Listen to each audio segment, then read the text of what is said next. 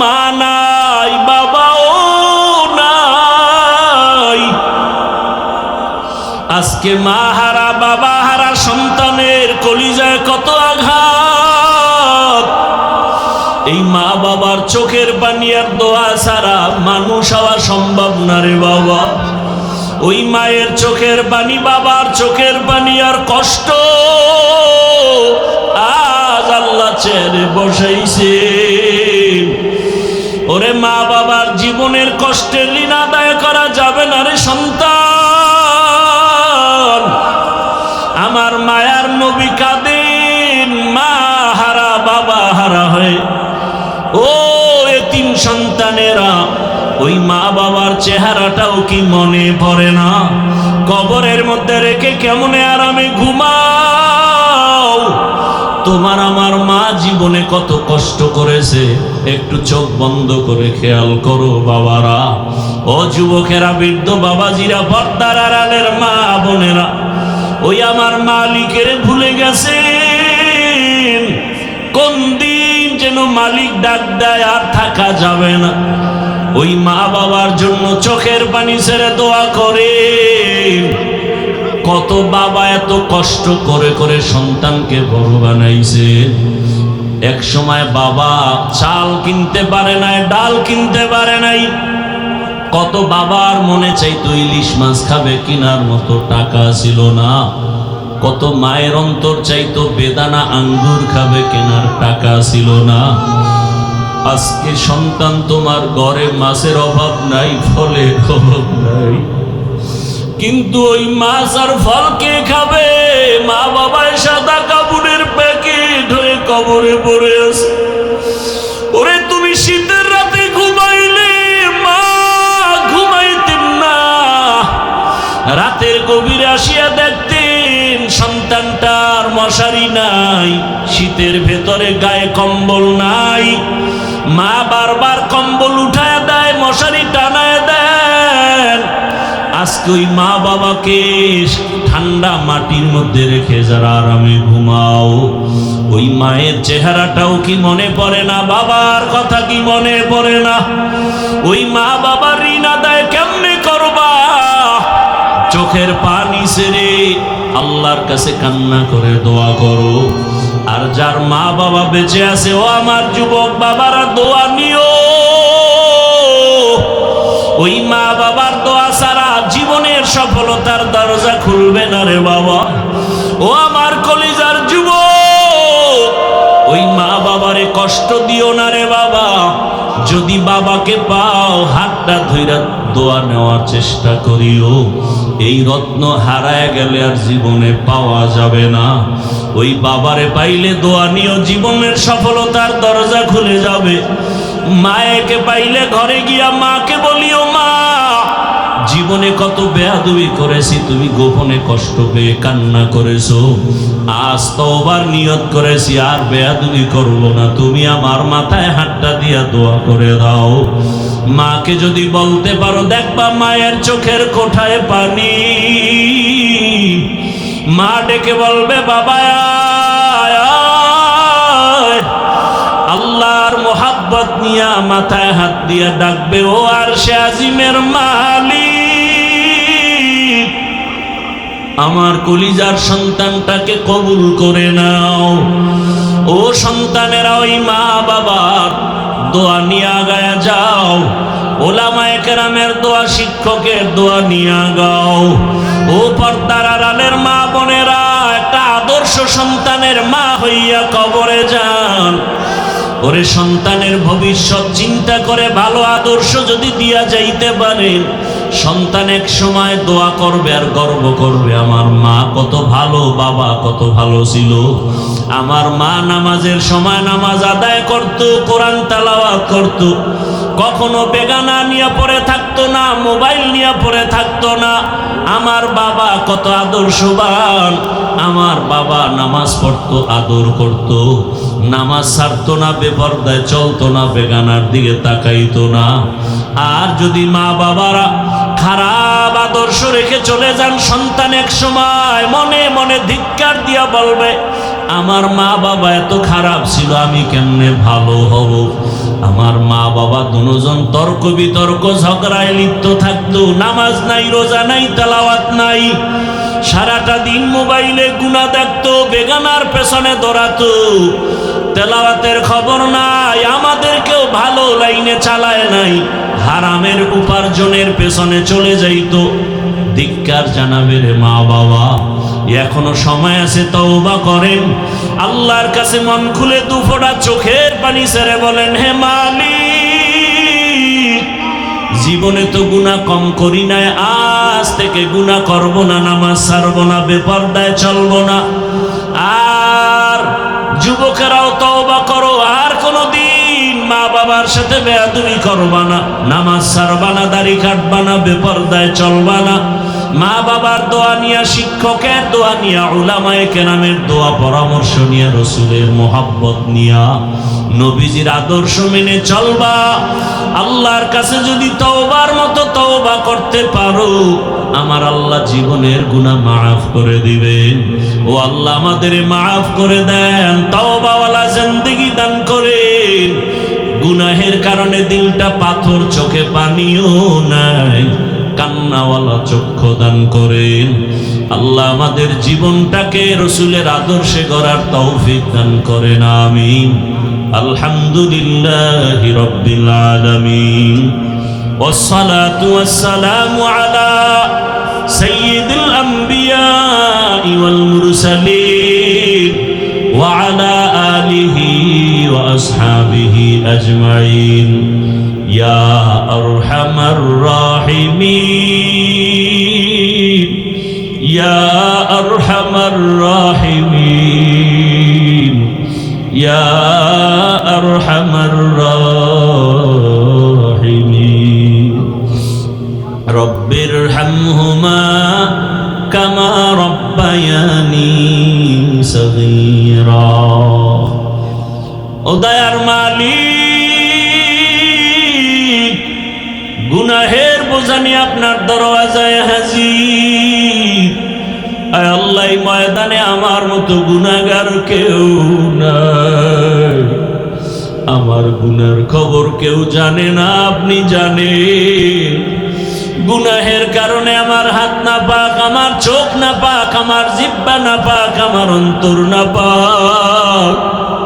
আয় আল্লাহ, তওবার নিয়তে আসছি, আর গুনাহ করব না রে মালিক, আর গুনাহ করব না, আর গুনাহ করব না। আয় আল্লাহ, গুনার কারণে দিলটা পাথর, চোখে পানি নাই, কান্নাওয়ালা চক্ষু দান করেন আল্লাহ। আয় আল্লাহ, গুনার কারণে আমাদেরকে ফিরাইয়া দিয়েন না, রাগ করিয়েন না। আয় আল্লাহ, আমরা তওবার নিয়ত করেছি, আর গুনাহ করব না রে আল্লাহ। এ জীবনে না করিলাম বান্দেগি, গুনাহ করে কাটাইলাম জিন্দেগি, গুনাহ করে কাটাইলাম জিন্দেগি। তওবা করে আবার তওবা ভাঙ্গিলাম, তওবা করে আবার তওবা ভাঙ্গিলাম। অবশেষে খাঁটি তওবা করিলাম, অবশেষে খাঁটি তওবা করিলাম। সকলেরই দরজা হইতে ফিরিয়া আপনার দরজায় রইলাম পড়িয়া। আপনি যদি মাফ না করেন বান্দারে, বলে না বোনার বান্দা যাবে কার দ্বারে। গুনাহ করেছি আর তো গুনাহ করব না, গুনাহ করেছি আর তো গুনাহ করব না। দয়া করে মাফ করে দেন রব্বানা, দয়া করে মাফ করে দেন রব্বানা। আয় আল্লাহ, আমরা গুনার বোঝা নিয়ে আসছি, খালি ফিরাইয়া দিয়েন না রে আল্লাহ। জীবনের গুনাহ মাফ করে হেদায়েতের নূর সিনায় দান করেন আল্লাহ। আয় আল্লাহ, সারা দুনিয়াবাসীকে মাফ করে দেন, প্রবাসীদেরকে হেফাজত করেন, বাংলাদেশ ইসলামের জন্য কবুল করে নেন। আয় আল্লাহ, উলামা তোলাবা উলামা মাশায়েখদের এখন এক বানায়া দেন। আয় আল্লাহ, বাতিলের মোকাবেলায় বিজয় দান করেন, বাতিলের নেফাকি জাহির করে মুমিনের ঈমান আমল হেফাজতের ব্যবস্থা করে দেন। আয় আল্লাহ, বাতিলকে বাতিলের দ্বারা দমন করে দেন আল্লাহ, বাতিলকে বাতিলের দ্বারা দমন করে দেন আল্লাহ। আহলে হকের বিজয় দান করেন আল্লাহ। আপনি ছাড়া আমাদের কেউ নাই।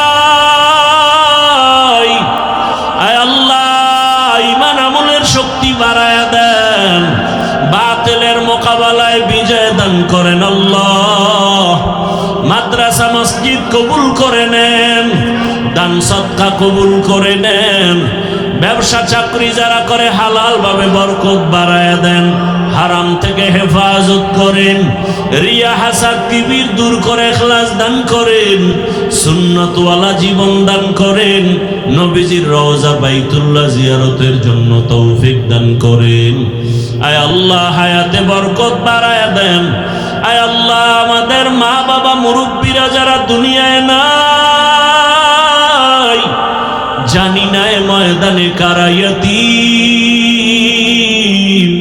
মোনাজাতের পরে অনেকে বাসায় যাবে, বাবা মা বলে ডাকবে, দরজা খুলবে। আর এক দল এতিমরা আছে, এরা জীবনে আর মা বলবে না, বাবা বলে ডাক দিতে পারবে না।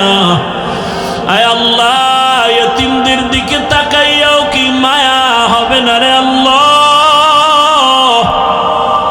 মেহেরবানি করে সবার কবর জান্নাত বানায় দেন আল্লাহ। যারা বেঁচে আছেন হায়াত বাড়ায় দেন, অসুস্থ যারা সুস্থ করে দেন। আয় আল্লাহ, আমাদের মা বাবা মুরব্বীরা যারা বেঁচে আছেন দীর্ঘ নেক হায়াত দান করে। আয় আল্লাহ, ডানে বামে তাকাই কেমন যেন এতিম এতিম মনে হয়। আল্লাহ, দিনের লাইনেও আমরা বড় বড় বুজুর্গ ওলামায়ে কেরামদের হারাইয়া এতিম, দুনিয়ার লাইনেও আমরা এক এক করে সবাইকে হারায় ফেলতেছি। আমার মামা চলে গেলেন, দাদা দাদি নানা নানিরা চলে গেলেন, আমার চাচি চলে গেলেন। একদিন খবর হবে আমিও নাই, একদিন খবর হবে আমার বড় চাচা দোয়া চেয়েছেন, বিছানা থেকে উঠতে পারেন না। হে আল্লাহ, কোন দিন খবর হবে দুনিয়ায় নাই। এভাবে এক এক করে সবাই আমরা এতিম হয়ে যাব। আয় আল্লাহ, মা বাবাকে হারায় গেলে কে আমাদের একটু সান্ত্বনা দিবে?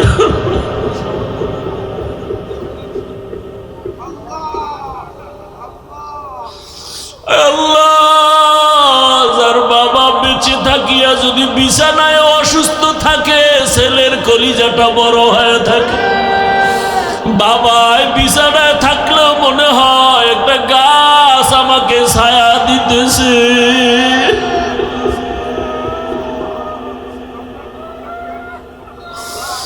আর যার বাবা নাই, মা নাই, ডানে বামে তাকায় দেখি বাড়ি গাড়ি, টাকা পয়সা, সন্তান, পরিবার, কিন্তু হঠাৎ কলিজায় আঘাত। আমার বাবাই কই, আমার মা কই? আমার বাবা থাকলে আমার কলিজাটা কত বড় থাকতো, মা থাকলে কত কলিজা বড় থাকতো। বিপদে পড়লে মাকে বলতো মা দোয়া করিও, বাবাকে বলে দোয়া করিও। যার মা নাই, বাবা নাই, ডানে তাকায় অসহায়, বামে তাকায় অসহায়, কার কাছে দোয়া চাইবে? ও আল্লাহ, এতিমদের দিকে তাকাইয়া দেখে এই ময়দানে কি আপনার মোহাব্বতের কান্নাওয়ালা কেউ নাই? ওরে যার চোখে পানি তার কাছে দোয়া চাও রে, ও আল্লাহর গোলামেরা দোয়া চাও।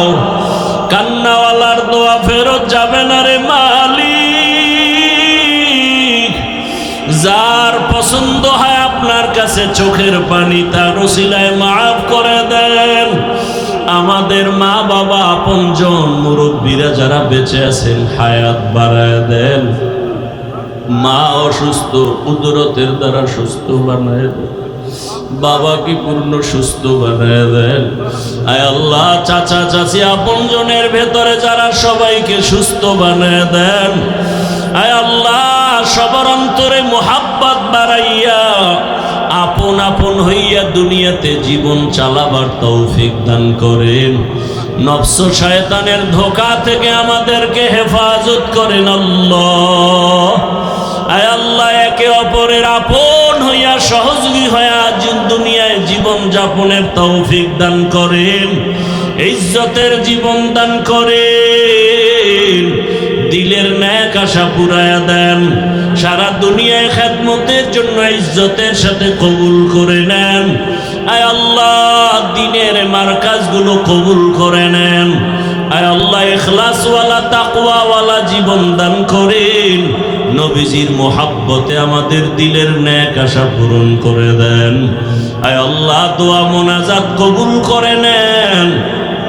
আয় আল্লাহ, সবাইকে দিনের খাদেম হিসেবে কবুল করে নেন। জাহেরি বাতিনি দুশ্মনের মোকাবেলায় বিজয় দান করেন। আওয়াজে কথায় রুহানিয়াতে স্পষ্টতার রূপ বাড়ায় দেন। আয় আল্লাহ, বরকতি রিজিক দান করেন। ঋণ আদায়ের ব্যবস্থা করে দেন আল্লাহ। নবীজির মোহাব্বতে আমাদের দোয়া কবুল করে নেন। হাসবুনাল্লাহু ওয়া নি'মাল ওয়াকিল, নি'মাল মাওলা ওয়া নি'মান নাসির। ওয়া সাল্লাল্লাহু তাআলা আলা খাইরি খালকিহি মুহাম্মাদিন ওয়া আলা আলিহি ওয়া আসহাবিহি আজমাইন। আমিন আমিন আমিন বিরহমাতিকা ইয়া আরহামার রাহিমিন। আমার কান্নায় ঘুম ভেঙে যাবে তো ভাবার না। রহমতের নবী বলেন, হে আবু বকর, নামাজের ভেতরে কেন কাঁদছেন? আবু বকর বলেন, ইয়া রাসূলুল্লাহ, হাসরের ময়দানের কথা আমার মনে পড়েছে, জন্য কান্না করেছে। জান্নাতের টিকিট হাতের মধ্যে পাওয়ার পরেও আবু বকর সারা জীবন কেন কাঁদছেন? আর আপনার আমার তো নামাজ নাই, তেলাওয়াত নাই। যেইভাবে নামাজ আল্লাহ চায় ওভাবে দিতে পারি না। না রুকু আছে, না সেজদা আছে। নামাজে দাঁড়াইলে দুনিয়ার পেরেশানি অন্তরে চেপে বসে।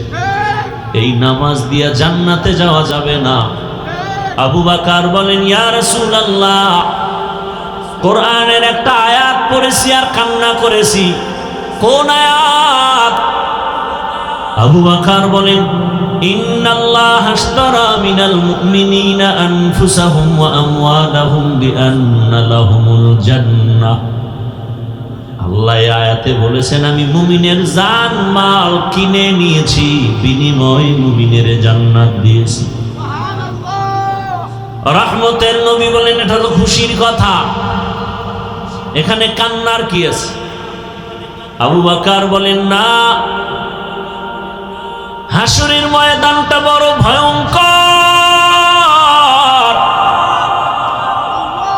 সব মানুষগুলো উলঙ্গ দাঁড়াবে, নারী পুরুষ সব একসাথে উলঙ্গ দাঁড়াবে।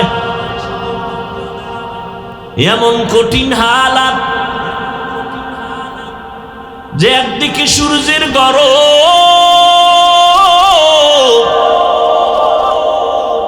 আবার জাহান্নামের চিৎকারের আওয়াজ। ওদিকে নবী আপনিই বয়ান করে কান্না করে বলেছেন, আল্লাহ রাগ হয়ে যাবেন। এমন কঠিন সময় হাসরের মাঠে নবীরা পর্যন্ত ভয়ে কান্না শুরু করবেন। আদম নবী কাঁদবেন, মূসা নবী কাঁদবেন, ইব্রাহিম নবী কাঁদবেন। ওই কঠিন সময় আল্লাহর আদালতে যদি আমাকে ডাকা হয়, আবু বকর, আমার জানমাল আমি নিয়ে, তোমার জানমাল নিয়ে জান্নাত দিয়েছি, বিনিময়ে কি পুঁজি নিয়ে আসছো বলো? আমি যদি বলি, ও দয়ার মালিক, নামাজ রোজা তেলাওয়াত নিয়ে আসছি। আল্লাহ যদি বলেন, যেইভাবে নামাজ চাইছি ওভাবে নামাজ পড়তে পারো নাই, যেভাবে জিকির চাইছি ওইভাবে মজা করে জিকির করতে পারো নাই, যেভাবে তেলাওয়াত চাইছি হক আদায় করে তেলাওয়াত করো নাই, আজ তোমার জানমাল নিয়ে তুমি জাহান্নামে যাও, আমার জান্নাত আমারে ফিরাইয়া দাও। ও রহমতের নবী, ওদিন আমার কি উপায় হবে? হক আদায় করে নামাজও পড়তে পারলাম না, তেলাওয়াত করতে পারলাম না।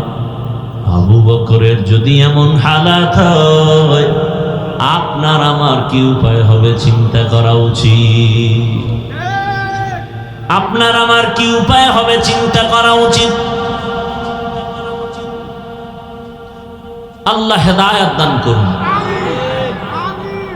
জীবন ভরই তো ঘুমায় কাটাইলেন, একটা রাত আল্লাহর জন্য দিছেন। আল্লাহ চাইলে পারবেন দিতে? দেখাতে পারবেন যে আল্লাহ তোমার জন্য একটা রাত ঘুমাই নেই? অন্তত এরকম কোরআনের বাগান আল্লাহওয়ালাদের মজলিসে যদি বসতে পারেন, নিয়তটাকে খালেস করে বসবেন, চোখের পানি নিয়ে বিদায় হবেন, আল্লাহ তাআলা এরকম এক প্যান্ডেল মজলিস আরশে আজিমে ফেরেশতা দ্বারা মিলায় রাখছেন। ওখানে আমাদের গুণগান হচ্ছে আরশে আজিমে। আল্লাহ ফেরেশতাদেরকে বলতেছেন, এমদাদিয়ার ময়দানে যে মানুষ এত ঠান্ডা শীতের মধ্যে বসে আছে, টাকা চায় না, বাড়ি চায় না, গাড়ি চায় না, ফেরেশতারা আমি জানি ওরা কি চায়। ফেরেশতারা বলে, আল্লাহ আপনাকে চায়, জান্নাত চায়, জাহান্নাম থেকে তারা মুক্তি চায়।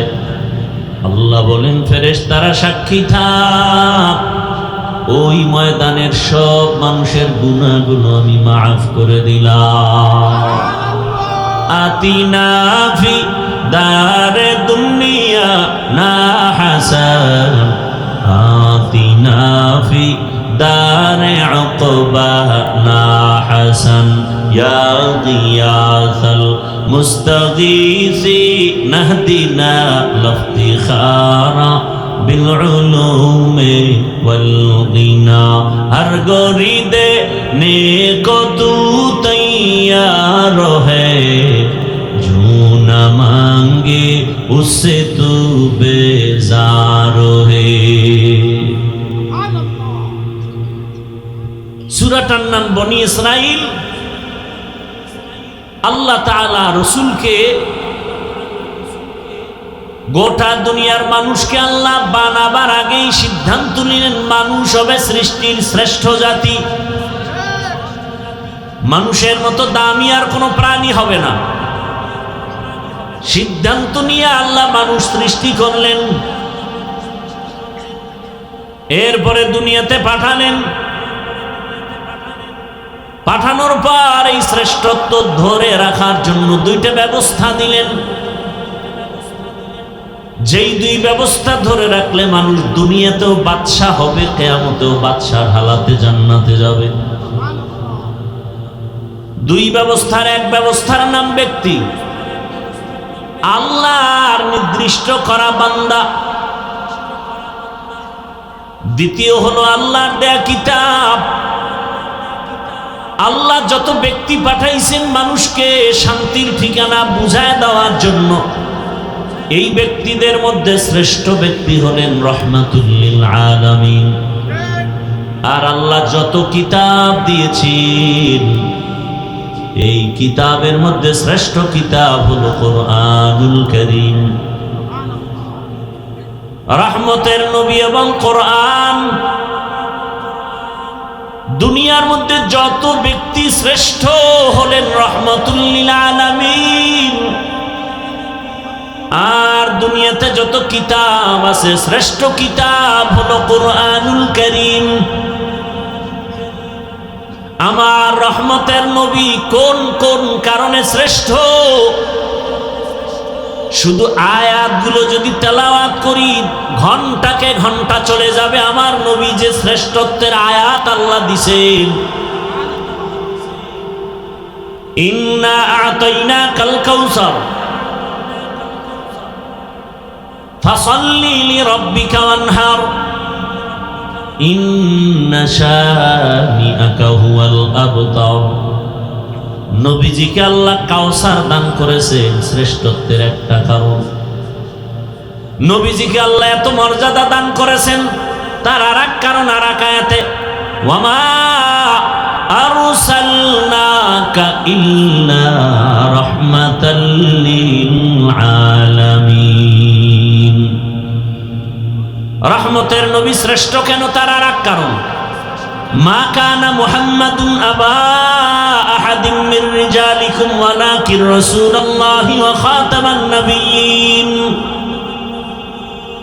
রহমতের নবী শ্রেষ্ঠ হওয়ার আরো কারণ, ইন্না আরসালনাকা শাহিদান ওয়া মুবাশশিরান ওয়া নাযীরা ওয়া দাঈয়ান ইলাল্লাহি বিইযনিহি ওয়া সিরাজাম মুনীরা। রহমতের নবীর শ্রেষ্ঠ হওয়ার আরো কারণ, লাকাদ কানা লাকুম ফি রাসূলিল্লাহি উসওয়াতুন হাসানাহ। রহমতের নবী শ্রেষ্ঠ হওয়ার আরো কারণ, ওয়াদ-দুহা ওয়াল-লাইলি ইযা সাজা মা ওয়াদ্দা'আকা রাব্বুকা ওয়া মা ক্বালা ওয়ালাল আখিরাতু খায়রুল লাকা মিনাল উলা। আল্লাহ আমার নবীকে যত কারণে শ্রেষ্ঠ বানাইছেন, এর মধ্যে একটা কারণ হলো আমার তেলাওয়াতকৃত আয়াত, সুবহানাল্লাযী আসরা বিআবদিহি লাইলাম মিনাল মাসজিদিল হারাম। সমষ্টি কথা হলো মেরাজ দিয়ে আল্লাহ আমার রাসূলকে শ্রেষ্ঠ মর্যাদা দিয়েছেন। বর্তমান আরবি মাস রজব, এর পরের মাস শাবান, এর পরের মাস রমাজান। ধৈর্য ধরলে আমি ধারাবাহিক আলোচনা করব, আর উঠা বসা করলে লাইন কাইটে দিয়া দোয়া করে দেব। ধারাবাহিক আলোচনা করলে একটু সময়ের দরকার। আরবি মাস এগুলো মুমিন হিসাবে মনে রাখা ওয়াজিবে কিফায়া। আমরা আরবি মাসের নাম মনে রাখবো দূরের কথা, বাংলা মাসের নামই মনে রাখি না। যেই বাংলার জন্য জীবন দিল কত যুবক, বরং সেই দিনটাকেও স্মরণ করে ইংরেজিতে 21শে ফেব্রুয়ারি। আমরা কি তোমায় ভুলতে পারি? 21শে ফেব্রুয়ারি এই ইংলিশ নামটা উচ্চারিত হওয়ার জন্য ওরা জীবন দেয়নি, বাংলা ভাষা ঠিক রাখার জন্য দিয়েছে। যাই হোক, আরবি মাসের নাম মনে রাখা উচিত। তবে আমাদের মাঝে একেবারে যে মনে রাখে না তা না, কিছু কিছু মাসের নাম আমাদের বাংলাদেশি জাতিরা মনে রাখে, যেই মাসে খাওন পাওয়া যায়, খাওন আছে। যেমন শবে বরাত কোন মাসে আসবে এটা গণনা করে হিসাব করে বের করেছে, ওদিন তবারক। মিলাদুন নবীর মাস, খাওন আছে। রজব মাস বড় দামি এবং খুবই সম্মানিত এক মাস। সূরা তাহা আল্লাহ ওখানে উল্লেখ করেন, আল্লাহ নিজে সিদ্ধান্ত করেছেন বছরে মাস হবে 12টা। ইন্না ইদ্দাতাশ শুহুরি ইনদাল্লাহি 12 শাহরান ফি কিতাবিল্লাহ ইয়াউমা খালাকাস সামাওয়াতি ওয়াল আরদ মিনহা আরবাআতুন হুরুম যালিকাদ-দীনুল কাইয়্যিম। আল্লাহ বলেন গণনার আকারে মাস হবে 12টা। কিয়ামত পর্যন্ত কয় মাসে এক বছর? কোন বছর 13 মাসে হবে না, 11 মাসে হবে না। কয় মাস? 12 মাস। আরবি 12 মাসের প্রথম মাস হলো মুহররম। কোন মাস? আল্লাহ বলেন এই 12 মাসের মধ্যে আমি আল্লাহ 4 মাস রাখলাম সর্বোৎকৃষ্ট সম্মানিত। এই 4 মাস হলো 12 মাসের মধ্যে বড় দামি। অন্য মাসের তুলনায় মাসটাও দামি, অন্য মাসও দামি, তবে একটু এটার আলাদা মর্যাদা। আল্লাহ কয় যে 4 মাস দামি, এই সিদ্ধান্তটা কবে করেছি? ইয়াউমা খালাকাস সামাওয়াতি ওয়াল আরদ, আসমান জমিন যেদিন সৃষ্টি করেছি ওদিন সিদ্ধান্ত নিছি বছরে মাস হবে 12টা, এবং এর মধ্যে 4 মাস হবে দামি। 3 মাস লাগাতার লাগানো। মুহররম হইল বছরের প্রথম মাস আরবি, এর পরের মাস এর আগের মাস না, হজের মাস, হজের আগের মাস, হজের পরের মাস। আর এই রজব মাসটা একটু আলাদা। জিকাদা, জুলহিজ্জা, মুহররম। হজের মাস হলো জিলহজ, এর পরের মাস থেকেই বছর শুরু আরবি।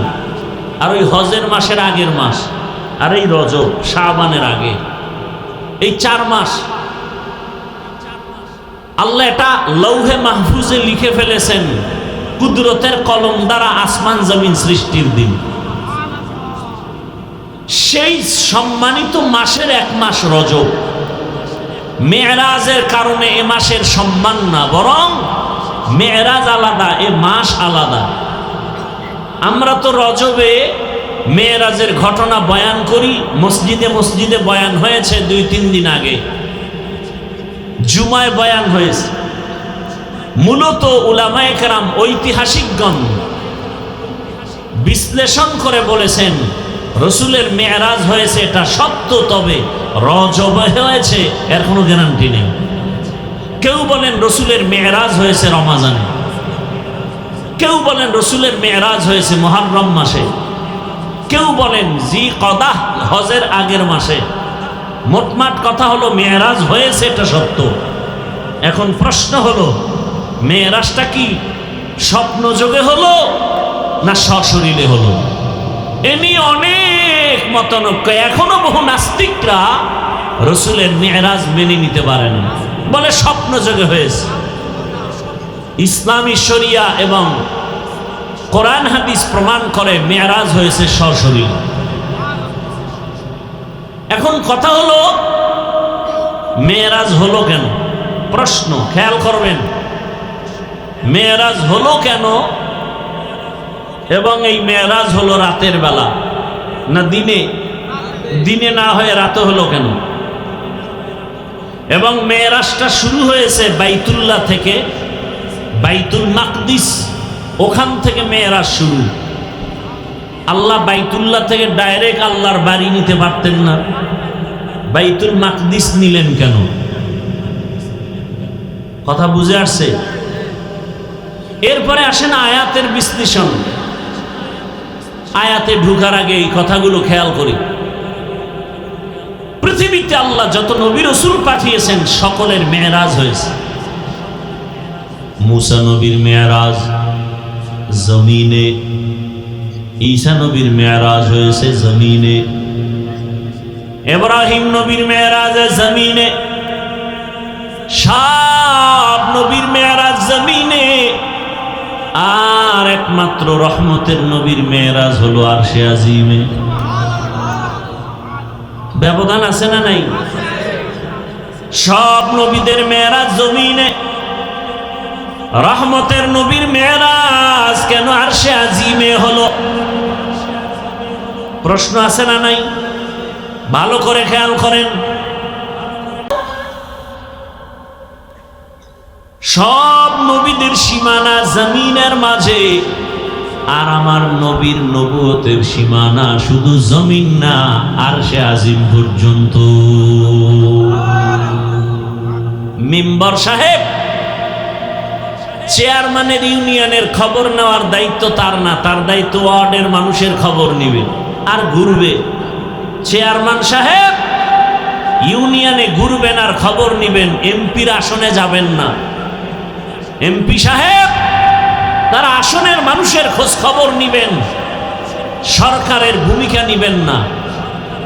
কথা ঠিক না? মুসা নবীর যতটুকু সীমানা, অতটুকুর জন্যই তিনি খোঁজ খবর নিবেন তার নবুয়তের সীমানা। ইব্রাহিম নবীর নবুয়তের সীমানা জমিনের যতটুকু দিয়েছে অতটুকু নিবেন। আর আপনার আমার রহমতের নবী, আল্লাহ তাকে নবুয়তের সীমানা দিয়েছেন দো জাহান সহ। রহমতের নবীর নবুয়তের সীমানা শুধু জমিনে না, কারণ আমার নবী শুধু জমিনের নবী না, কুল মাখলুকতের নবী।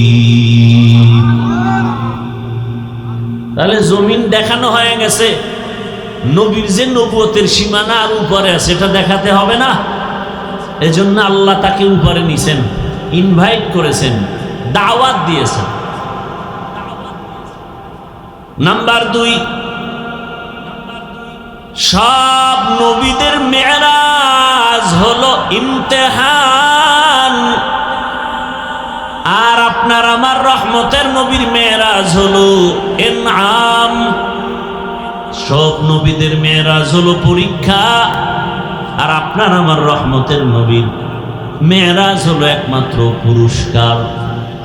সব নবীর মেরাজ পরীক্ষা, আমার রসুলের মেরাজ পুরস্কার। পরীক্ষা ছাড়া পুরস্কার পায়নি। কথা বলেন না কেন? তা নবীরে যদি পুরস্কার দিতে আরশে আজিমে নেয় তো পরীক্ষা হইল কই? সব নবীর পরীক্ষা।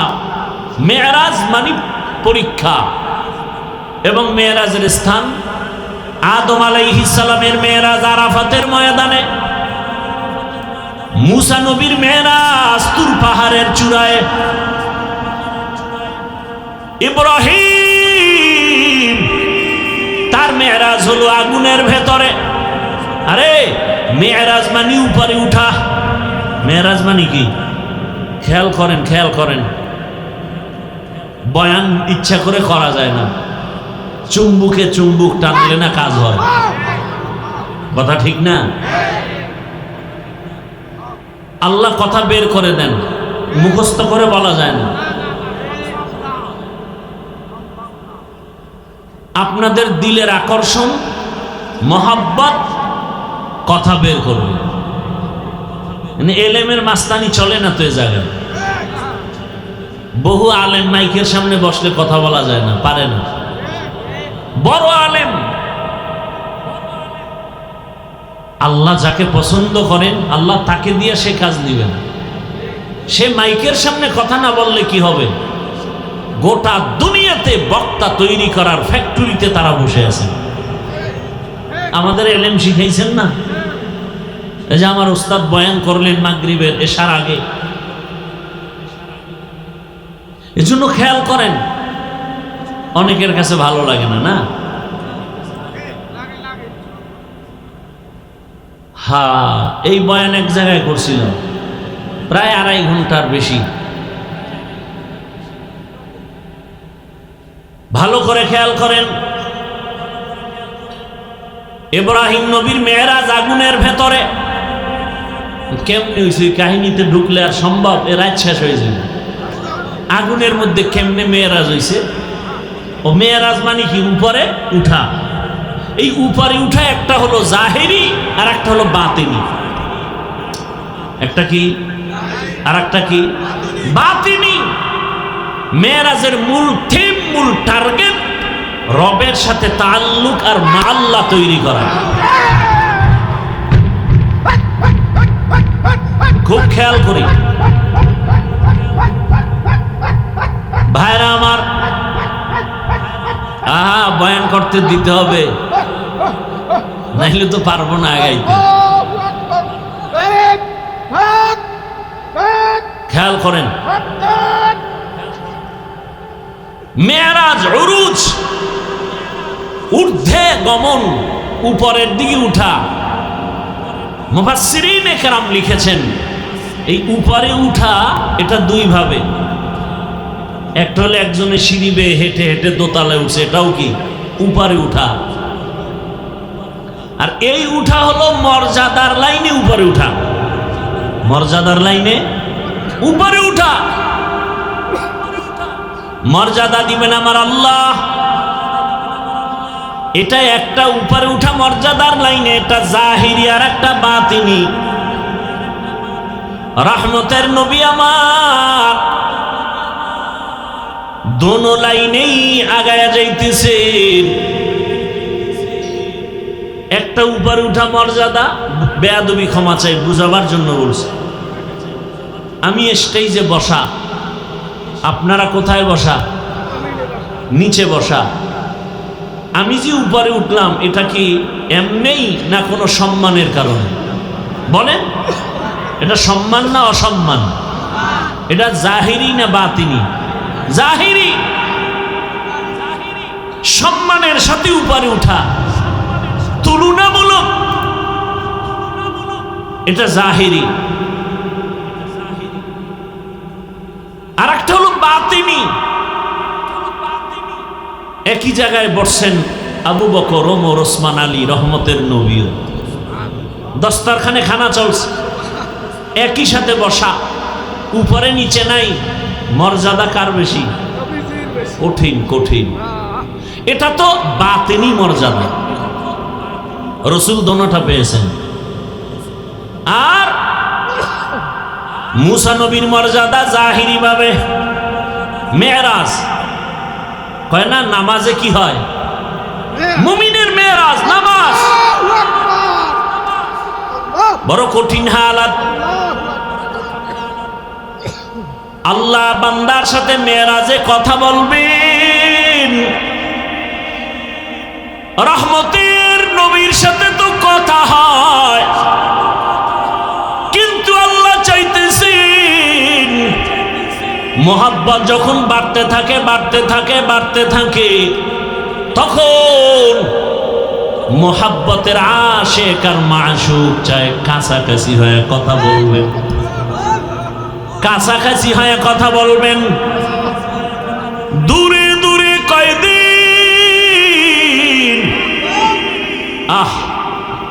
মুসা নবী আল্লাহর বন্ধু, ঈসা নবী আল্লাহর বন্ধু, ইব্রাহিম আল্লাহর বন্ধু, সব নবী রাসূল আল্লাহর বন্ধু। আপনার আমার নবীও আল্লাহর বন্ধু, তবে ব্যবধান সব নবী রাসূল আমার আল্লাহ তাআলার আশিক, আর আমার আল্লাহ নিজে হলেন মুহাম্মদের আশিক। কেমন কথা, বড় কঠিন হালাত। রবের সাথে মেরাজ হবে মানে কাছে নিয়ে কথা বলবেন, গোপনে। আল্লাহর নবী মুসা দৌড়ায় তুর পাহাড়ে মালিকের সাথে কথা বলবে। কথা যত বলে মায়া তত বাড়ে, মোহাব্বত বাড়ে। মুসা নবী তুর পাহাড়ে গেলেন আগুন আনার জন্য।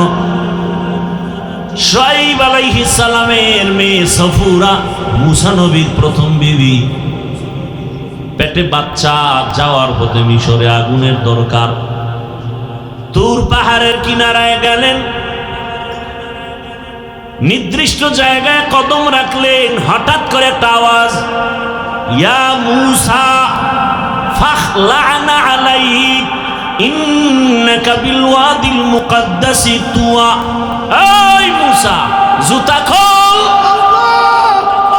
কই কদম রাখছো? জুতা খোল। এটা তুরে সিনা, বড় পবিত্র জায়গা। মূসা নবী বলেন, মানুষে যদি আওয়াজ দিত, হয়তো ডান না হয় বাম না হয় সামন না হয় পিছন, কিন্তু আমার যে জুতা খোলার আওয়াজ দিল, চতুর্মুখী একটা আওয়াজ পাইল। আমি জিজ্ঞাসা করলাম, কে আপনি? আবার গাইবি আওয়াজ, আনা রব্বুক, আমি তোমার রব। মূসা নবী কয়, আমি যত আগাই আগুন তত পেছনে যায়। এবার কথা বলতেছি, প্রশ্ন করতেছি, জবাব পাইতেছি পর্দার আড়াল থেকে কথা। যত কথা বাড়ে মোহাব্বত বাড়ে, মোহাব্বত বাড়ে, মোহাব্বত বাড়ে। এত পরিমাণ মোহাব্বত বেড়ে গেল, কই বিবি, কই সন্তান, কই ভাই, কোনো খবর নাই। এখন তো এমন ভাবে মোহাব্বতের বন্ধনে আবদ্ধ, স্ত্রীর চিন্তা নাই, ঘরের চিন্তা নাই, ভাইয়ের চিন্তা নাই, দলের চিন্তা নাই। এখন একটাই অন্তরে, আমার রব, আমার রবের আমি কাছে পেয়ে গেলাম, কথা পাইতেছি। এখন আর বাড়ির চিন্তা নাই, কেমনে রবেরে দেখবে। হঠাৎ মায়া অন্তরে, এমন ইশক আর মোহাব্বত। মূসা নবী ডাক দিয়া কয়, রব্বি আরিনি, ও রহমতের আল্লাহ, একবার একটু আমাকে দেখা দাও। আল্লাহ বলেন, লান তারানি, ও মূসা বারে দেখতে পারবা না। মূসা নবী বারবার বলে, রব্বি আরিনি, আল্লাহ বারবার বলেন, লান তারানি। মূসা নবী বলেন, আসো আমাকে একটু দেখা দাও। রবের নাম নাও, রবের নাম শুনি, রবের আওয়াজ শুনি, এত মজা, এত মজা।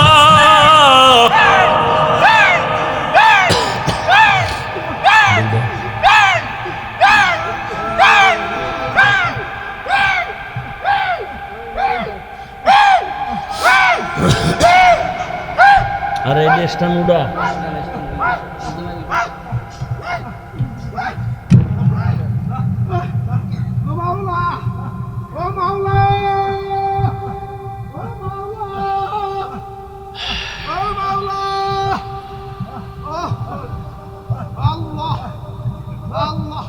আটকাও, আটকাও, রাইট করো।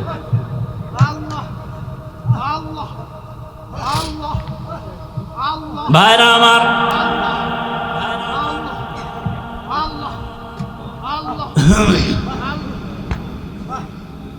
আল্লাহ, আসলে ভাই বাবা মারা গেছে কারো, এরকম হয় না? কথা বলেন না কেন? তো দু চারটা সন্তান আসছে, বাবায় মারা গেছে, কেউ গামছা চোখে দিয়ে কান্না করে, আবার একটা ছেলে আইসা মাটিতে গড়াগড়ি খায় আর চিল্লায়, এরকম নাই? তাহলে কেউ বলবে কি ওই ছেলেটা আসলে খারাপ?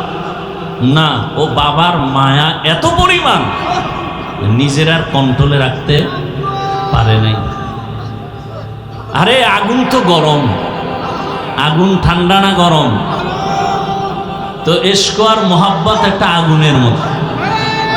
কিসের মতো? আগুনের মতো।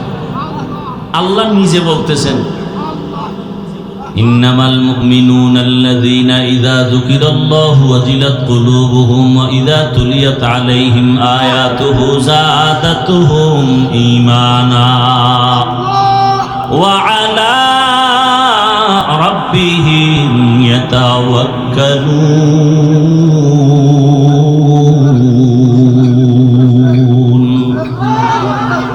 আল্লাহ বলেন, যারা খাঁটি ঈমানওয়ালা, এদের সামনে যখন আমার নাম বলা হবে, আল্লাহর নামের জিকির হবে, নাম উচ্চারণ হবে, তখন তাদের কলবে ঝালঝালা শুরু হয়ে যাবে, কলবের ভেতরে কম্পন। যখন কোরআনের তেলাওয়াত হবে তখন তাদের ঈমান এই পরিমাণ তাজা হয়ে যাবে। ঈমান যখন তাজা হয়ে যাবে, আরে একটা মানুষের চিন্তা চেতনা এমন, আমি প্রায় সময় বলি, শামসুল হক ফরিদপুরি রহমাতুল্লাহ আলাইহি বলেন, দুনিয়াতে যত মানুষ দেখো সব পাগল। কেউ টাকার পাগল, কেউ ক্ষমতার পাগল, কেউ নারীর পাগল, কেউ বাড়ির পাগল, কেউ সৌন্দর্যের পাগল। আর এ দুনিয়াতে একদল মানুষ, এরা টাকার পাগল না, গাড়ির পাগল না, বাড়ির পাগল না, সৌন্দর্যের পাগল না। এই মানুষগুলো একমাত্র আমার মাওলার পাগল। যে টাকার পাগল সে 24টা ঘন্টাই ফিকির করে টাকা, টাকা, ডানে বামে সামনে পেছনে টাকা। যে গাড়ির পাগল সে সব সময় ফিকির গাড়ি আর গাড়ি। যে বাড়ির পাগল সে 24টা ঘন্টায় ফিকির আর জিকির, বাড়ি বাড়ি বাড়ি। আর যেই বান্দার অন্তরে আমার মালিকের আগুন, ওই বান্দা বাড়ি চায় না, গাড়ি চায় না, ওই বান্দার অন্তরে সবসময় আগুন জ্বলে। আমার মালিক, আমার মালিকের তো এখনো চিনতে পারি নাই। আজ আমি কথা বলি, কত সুন্দর কণ্ঠের আওয়াজ। এই সুন্দর কণ্ঠ কে দিলেন? তাকে তো একবারও চিনলাম না। আমারে বাড়ির মালিক, গাড়ির মালিক, সন্তানের মালিক কে বানাইছেন? বাড়ি চিনলাম, গাড়ি চিনলাম, সন্তান চিনলাম, সব চিনলাম, কিন্তু গাড়ি যে আমাকে মালিক বানাইলেন তারে তো এখনো চিনলাম না। আল্লাহ তাআলা মোহাব্বত, বান্দাকেই তো আল্লাহ মোহাব্বতের দরজা খুলে ডাকেন। ইব্রাহিম নবীর মেরাজ দিলেন আগুনের মধ্যে নিয়া।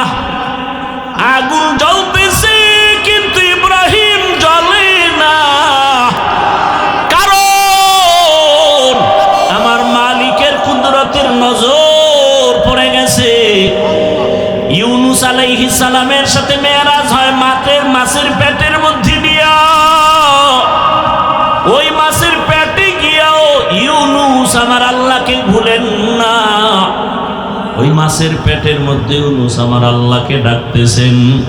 আল্লাহ বলেন, যে আমাকে ভুলে না আমিও তাকে ভুলতে পারি না। আল্লাহ তাআলা মুসা নবীর সাথে কথা বললেন তুর পাহাড়ে, মেরাজ। আদম আলাইহিস সালামের সাথে মেরাজ আরাফার ময়দান। আর আপনার আমার নবীর সাথে মেরাজের চূড়ান্ত ঠিকানা দিলেন আরশে আজিম। সেই মেরাজ হলো রাতের বেলা না দিনে? রাতে। কেন? বন্ধুর সাথে বন্ধুর মোহাব্বতের আলাপটা তো রাতের অন্ধকারেই ভালো হয়। ইশকে আশালাস্তে কোচো বরফরু হরচে জুজ মাশুকে বাকি জুমলাসু। আল্লাহ জন্য নবীকে রাতের বেলা নিয়ে গেলেন, আর সে আজিমি নিয়ে কথা বলবেন। আল্লাহ তাআলা জিবরাইল আমিনকে পাঠায় বলে, যাও আমার নবীকে সাজাইয়া নিয়ে আসো আমার বাড়ি আরশে আজিমে। জান্নাত থেকে একটা বোরাক নিয়ে যাও। জান্নাত থেকে একটা বোরাক সুন্দর করে সাজাইয়া রহমতের নবীর ঘরের দরজায় নিয়ে হাজির হয়ে যাও। হোয়া হুকুম জিবরাইল কো यूं शेताब बुराक एक जन्नत से कर इंतखाब सजा उसको ज़ेवर से तू ताबपा फिर उसको तू काबा में लेकर के जा। আল্লাহর অর্ডার হয়ে গেল। আমার রসুলকে এখন কাছে বসায় কথা বলবেন। বোরাক নিয়ে জিবরাইল হাজির। রাতের বেলা, এমন রাত নবীও ঘুমায়। মক্কা নগরীর পার্শ্বে হাতিমে কাবা। জিবরাইল আমিন বোরাকটা বাইতুল্লাহর পার্শ্বে রাখিয়া এইবার তিনি চলে গেলেন আমার রসুলকে ঘুম থেকে সজাগ করার জন্য। নবী ঘুমন্ত অবস্থায় আছেন, রাতের গভীর। নবী কোথায় ঘুমাচ্ছেন? ক্ষেত্রে তিনটা মতামত পাওয়া যায়। কেউ বলেন নবী হাতিমে কাবায় ঘুমাচ্ছেন, কেউ বলে নবী শিয়াবে আবু তালিবের মধ্যে ঘুমান, কেউ বলেন নবী তার চাচাতো বোন উম্মে হানির ঘরের মধ্যে ঘুমাচ্ছেন। তিনটাই সহিহ। উম্মে হানির ঘর হলো শিয়াবে আবু তালিবের মাঝখানে। জিবরাইল আমিন নবী তো ঘুমান, ঘরের উপর থেকে 7 ছিদ্র করে জিবরাইল ঢুকলেন। দরজা দিয়ে ঢুকছে না উপর দিয়া? 7 ছিদ্র করে মাঝখান দিয়া ঢুকলেন। জিবরাইল আমিনের 600 নূরের পাখা, রহমতের নবী ঘুমাচ্ছেন। এই মুহূর্তে কোনো আওয়াজ দেওয়া যাবে না। রহমতের নবী ঘুমান, হাত লাগানো যাবে না, মাথায় কোনো টাচ করা যাবে না। জিবরাইল 600 নূরের পাখা এক পাশে রেখে রহমতের নবীর কদম মোবারকের তলায় গিয়ে একটু পাখা লাগায় দিলেন। কেউ বলেন জিব্বা লাগাইছেন। রহমতের নবী সজাগ হয়ে গেলেন, তাকায় দেখে জিবরাইল আমিন সামনে বসা। নবী জিজ্ঞাসা করলেন, ভাই জিবরাইল, এই রাত্রে কেন? আবার তাকায় দেখে উপর থেকে আলো দেখা যায়, ছিদ্র, দরজা আটকানো। বলে আপনি কি দরজা দিয়ে ঢুকেন নাই? কয় না। কোথার থেকে? বলে 7 ছিদ্র করে আসছে। উল্টা পথে কেন? আজকে সব ব্যবহার উল্টাই হবে, সব উল্টা হবে। আপনার জন্য এক মহা সুসংবাদ নিয়ে আসছি। আমার আল্লাহ আপনাকে দাওয়াত দিয়েছেন, এখনই রেডি হবে, আল্লাহর বাড়িতে যেতে হবে। কেমন মজা! এগুলো বুঝবে কে? বুঝবে কে? তেরা আয়না আলমে রঙ্গ বু হে, তেরা আয়না আলমে রঙ্গ বু হে, जिधर दिखता हो उधर तू ही तू है। আরে আল্লাহর মোহাব্বতের বান্দারা, সর্বাবস্থা আমার মালিকের পাওয়ার জন্য পাগল পারা হয়ে থাকে। অন্তরের মধ্যে একটা আগুন জ্বলতে থাকে। দুনিয়ায় সব পেলাম, কিন্তু আসল মালিকের যদি না পাই, আমার কোনোটাই আর জীবনে সফল হবে না। জিবরাইল আমিন বলেন, নবী রেডি হন, চলতে হবে রবের দরবারে। বোরাক রেডি। নবীকে উঠাইয়া জিবরাইল আমিন চলে গেলেন হাতিমে কাবা। বাইতুল্লাহ দেখছেন যারা, ওই 4 দেয়ালের ঘরের পাশে বুক বরাবর একটা আলাদা দেওয়াল আছে, ছোট, এটা হাতিমে কাবা। পুরাটাই ছিল বাইতুল্লাহর ঘর, পুরাটাই। কিন্তু রসুলের যখন 30 বছর বয়স, ওই বাইতুল্লাহটা ভেঙ্গে নতুন করে উঠাইতে গিয়া টাকা ছিল না। হালাল ভাবে টাকা সবাই ভাগ ভাগ করে দিয়া দেখে পুরাটা উঠানো যায় না, ওটা বাদ দিয়ে এরপরে করছে। কিন্তু ওটাও কাবা, কাবার অংশ। বাইতুল্লাহর মধ্যে 2টা দরজা ছিল। কয়টা? এখন একটা আছে, আর একটা নাই। ওই বরাবর ওই পাশে আর একটা।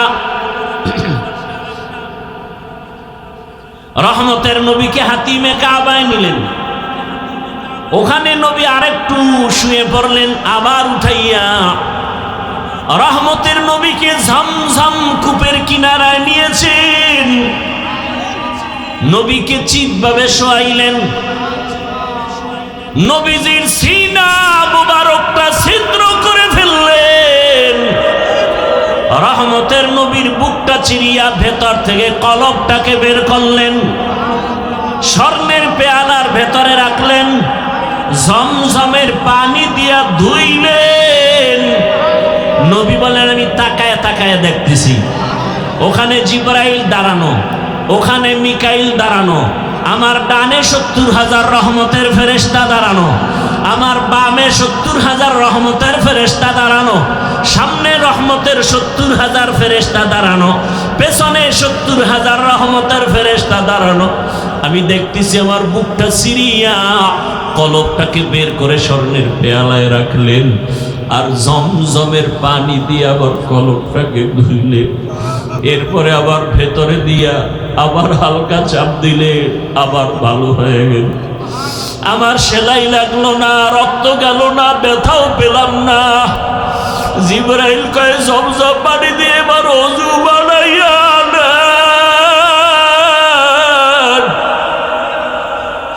ওযু বানাইয়া রেডি হয়ে যান। মায়ার নবী জমজমের পানি দিয়া ওযু বানাইছে। ওরে মুফাসসিরিনে কেরাম বলেন জমজম পানি কাউসারের থেকেও দামি। সাহাবায়ে কেরাম প্রশ্ন করলেন, ইয়া রাসূলুল্লাহ, জমজমের কূপের থেকে crore crore million trillion billion পানি হাজিরা নিয়ে যায়, কিন্তু সেই থেকে আজ পর্যন্ত একটু পানি কমেও না বাড়েও না, এই পানিটার তলা কই? রহমতের নবী বলেন জমজম কূপের তলা হলো হাউজে কাউসারের সাথে লাগানো। জমজম কূপের পানি পান করলে এতটা লাভ। মানুষের পানি পান করলে পিপাসা নিবারণ হয়, ক্ষুধা নিবারণ হয় না। জমজম পানিটা পান করলে ক্ষুধা নিবারণ হয়, পিপাসাও নিবারণ হয়। এজন্য কেউ যদি জমজমের পানি পান করে, নবী বলেন তুমি এই দোয়া পড়ে পান করো, আল্লাহুম্মা ইন্না নাসআলুকা ইলমান নাফিআ ওয়া রিজকান ওয়াসিআ ওয়া শিফাআম মিন কুল্লি দা।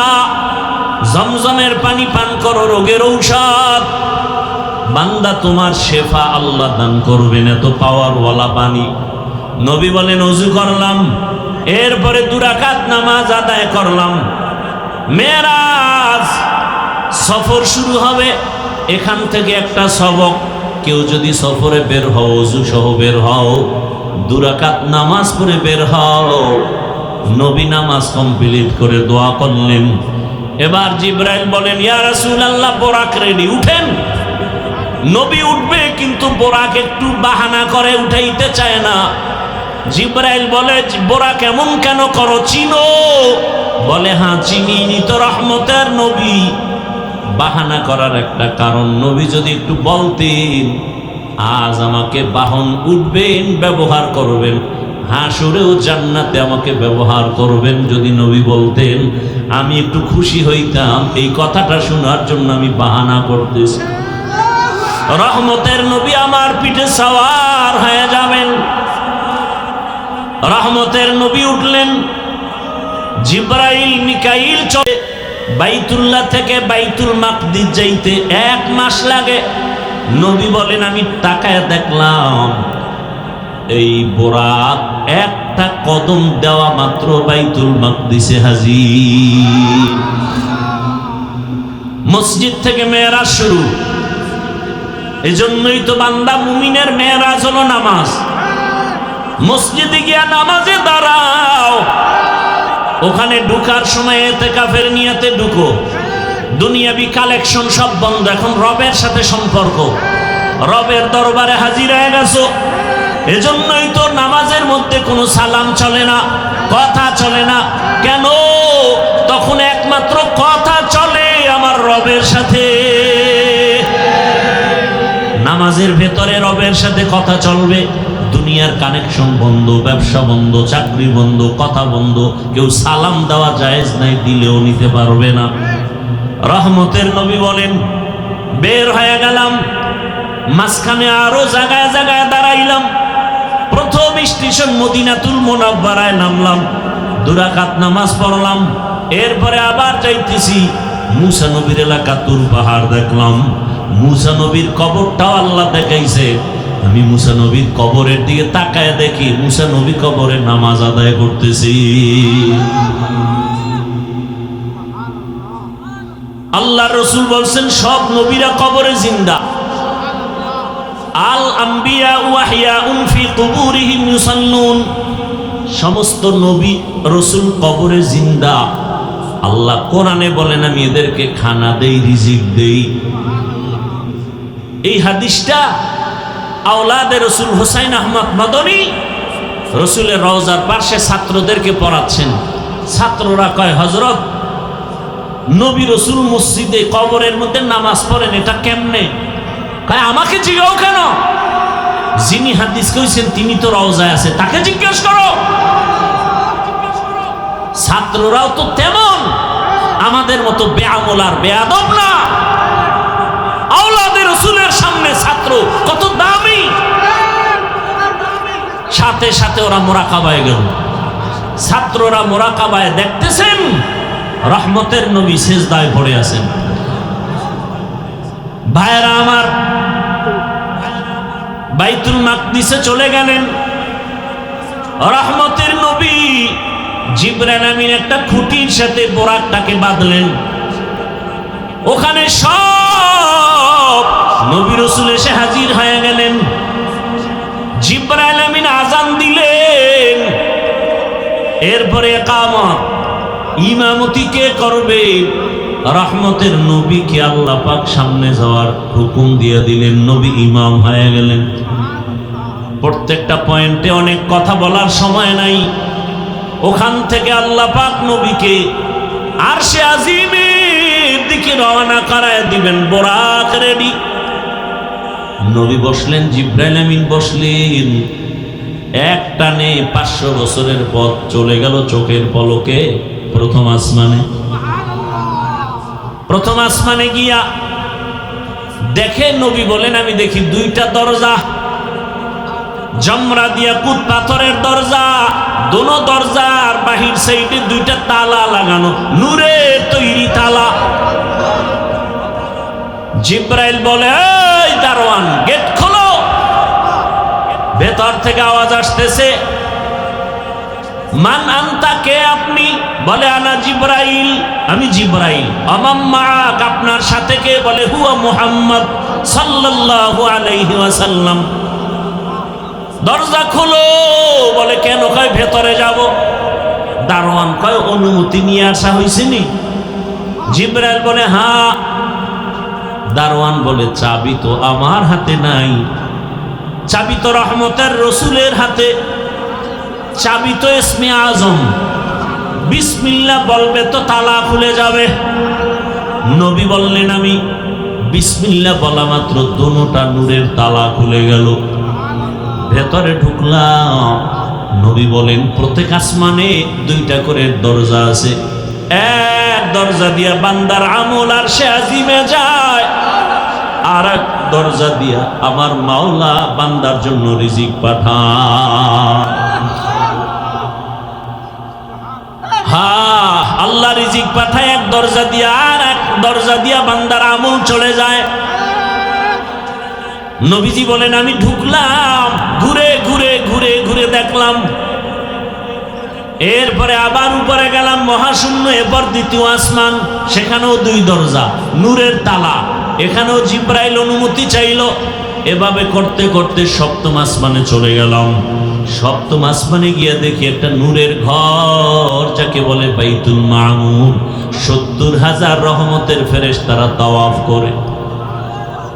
একবার যারা সুযোগ পাবে, কিয়ামতের আগে আর সুযোগ নাই। আমি ওখান থেকে আর উপরে গেলাম সিদরাতুল মুনতাহা। রাতের অল্প সময় একটা বড়ই গাছ, তেলের ড্রামের মতো এক একটা বড়ই, আর হাতির কানের মতো এক একটা পাতা, কালকে লাল। নবী বলেন ওখান থেকে এবার জিবরাইল আলাদা, আল্লাহ আলাদা বোরাক পাঠাইছেন, আর আলাদা একটা বাহন পাঠাইলেন রফরফ নামের। ওখান থেকে আবার সফর শুরু। যাইতেছি যাইতেছি, কত পানি, কত আগুনের স্তর পারায়া যাইতে যাইতে যাইতে যাইতে অনেক উপরে যাইতে অনেক। হঠাৎ পানির স্তর পাড়াইয়া অনেক উপরে গিয়া দেখি নূরের তৈরি আরশে আজিম।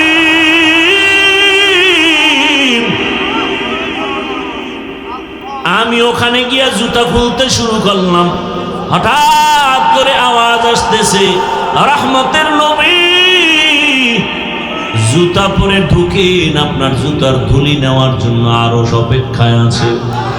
রহমতের নবী ঢুকলেন, আর সে আজিম 8 জন ফেরেশতারা কাঁধে নিয়ে দাঁড়ানো।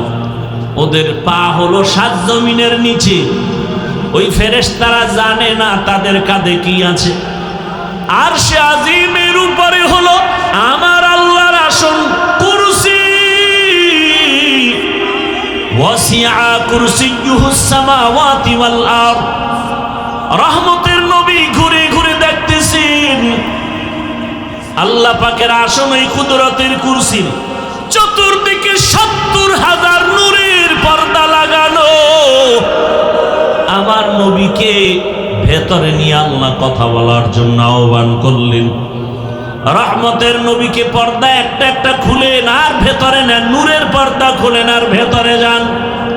কাছাকাছি আল্লাহ পাক আমার রহমতের রসুলকে নিয়া এরপরে কথা বলবেন। আল্লাহ তাআলা বলেন, নবী বলেন, আমাকে আল্লাহর পাশে নিয়া মোহাব্বতের আলোচনা শুরু করলেন। ফাআওহা ইলা আবদিহি মা আওহা। এই ফাইজলামি করো কেন?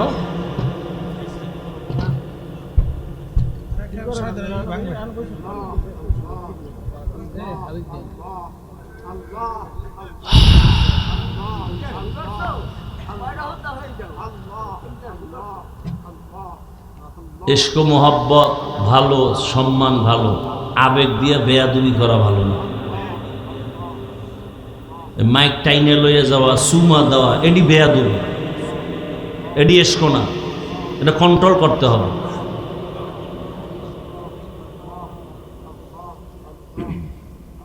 আবেগে বেয়াদবি করা যাবে না। আল্লাহ হেদায়েত দান করুন।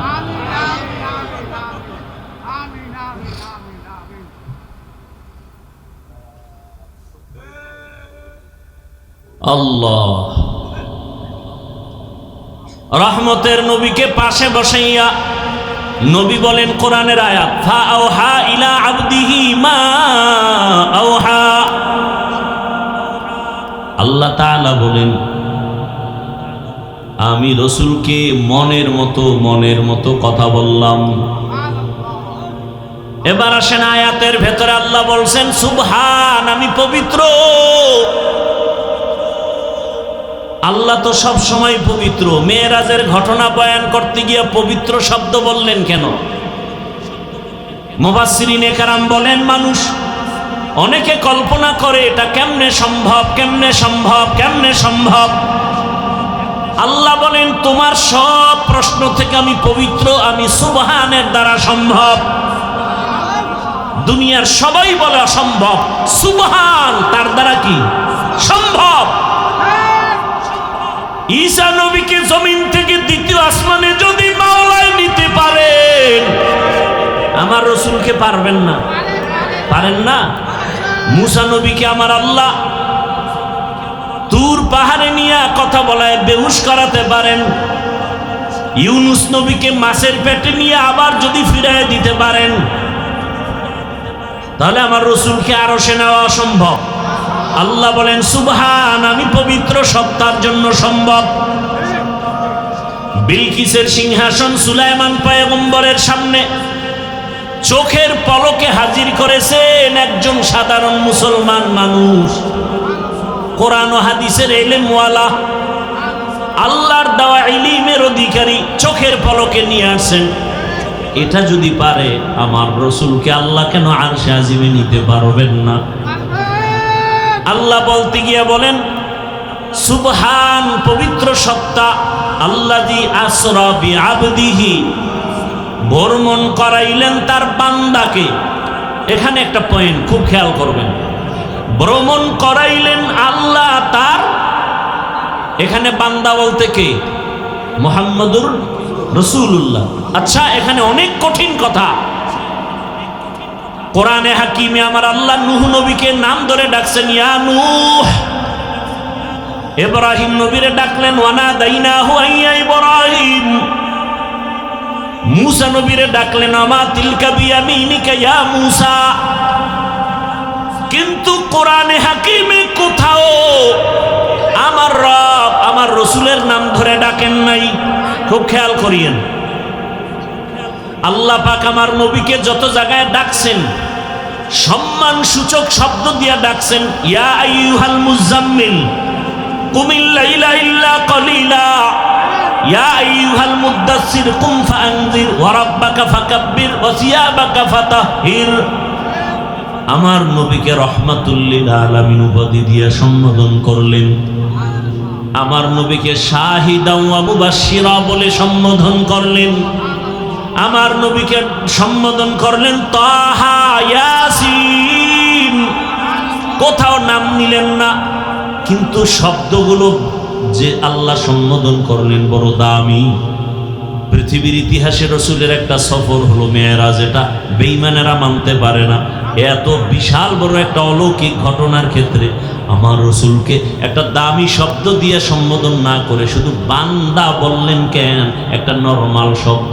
আমরাও বান্দা, ইহুদিরাও বান্দা, খ্রিস্টানেরাও বান্দা, আমার রসুলও বান্দা। বান্দা শব্দ নবীকে কেন বলা হলো? এর চারটা কারণ আছে। কয় কারণ বলবো? একটা কারণ বলি, বাকি বলার সময় হবে কিনা জানি না। আমার আল্লাহ আমার রসুলকে বান্দা বললেন কেন?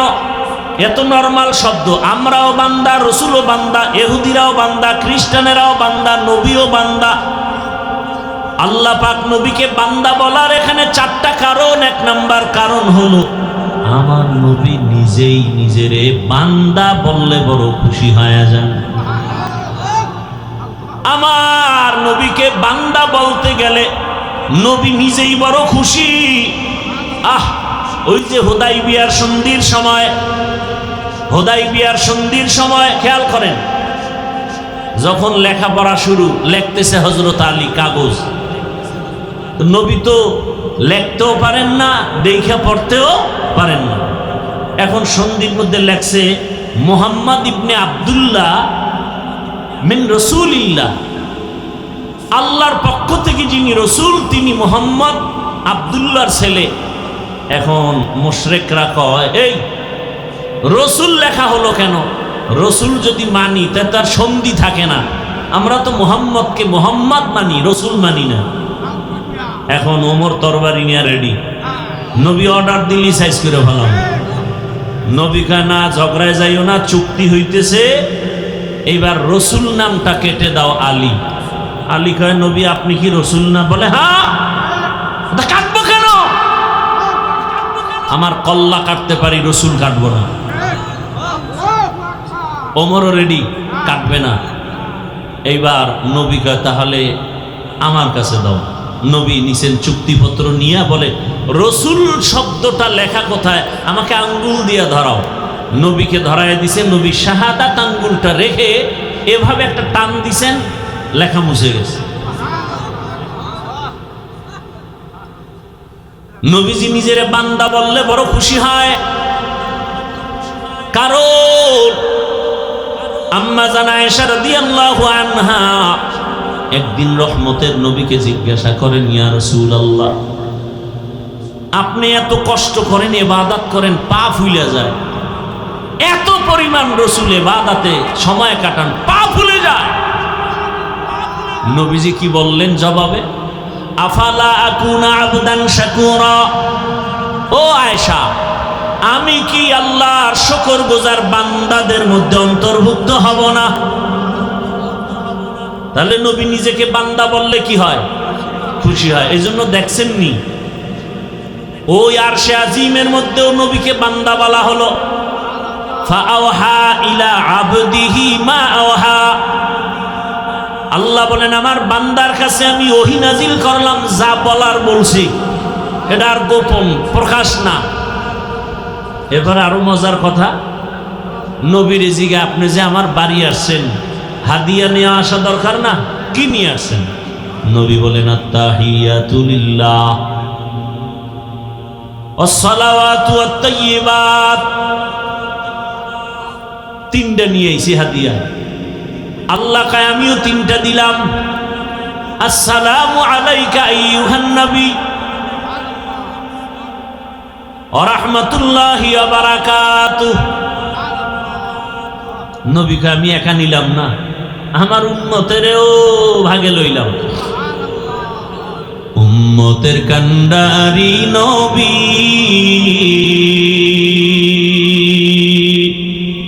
কাঁদছেন উম্মতের লাগি,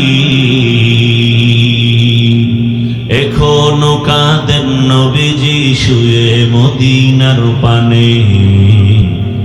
নবী বিনে কে তারাবে প্রসিরাত মিজানে, নবী বিনে কে তারাবে প্রসিরাত মিজানে।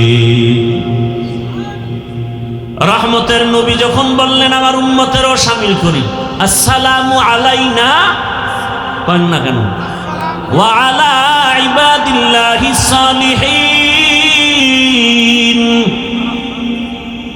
এইবার আল্লাহ কয় এই ফেরেশতারা শুনছুনি এখানে আমার বন্ধু কি বলছে? কয় হ্যাঁ।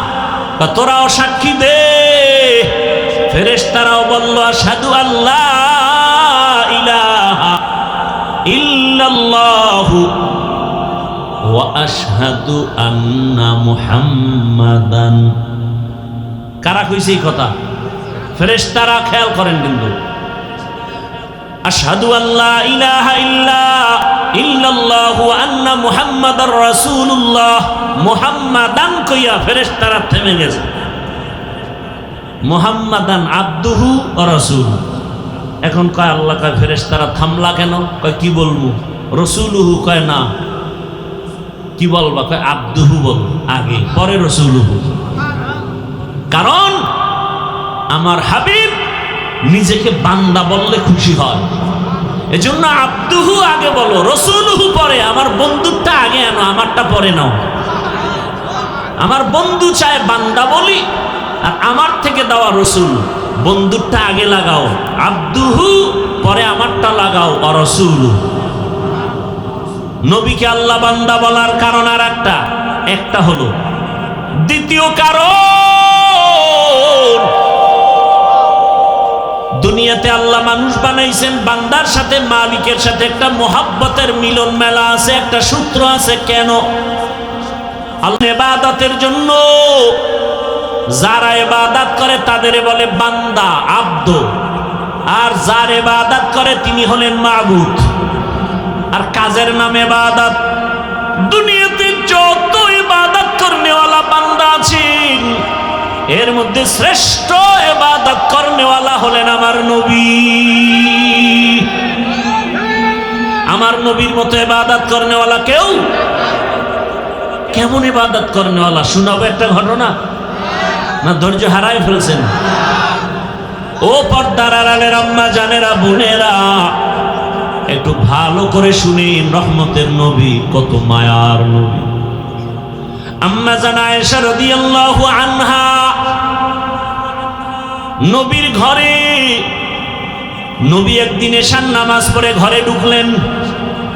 আম্মা জান আয়েশা রাদিয়াল্লাহু আনহা বলেন, দুনিয়ার সব মানুষের একটা সূর্য সকালবেলা পূর্ব আকাশে উদিত হয়, আর আমি আয়েশার একটা স্পেশাল সূর্য আছে, এশার নামাজের পরে আমার হুজরায় উদিত হয়। আমার মায়ের নবী।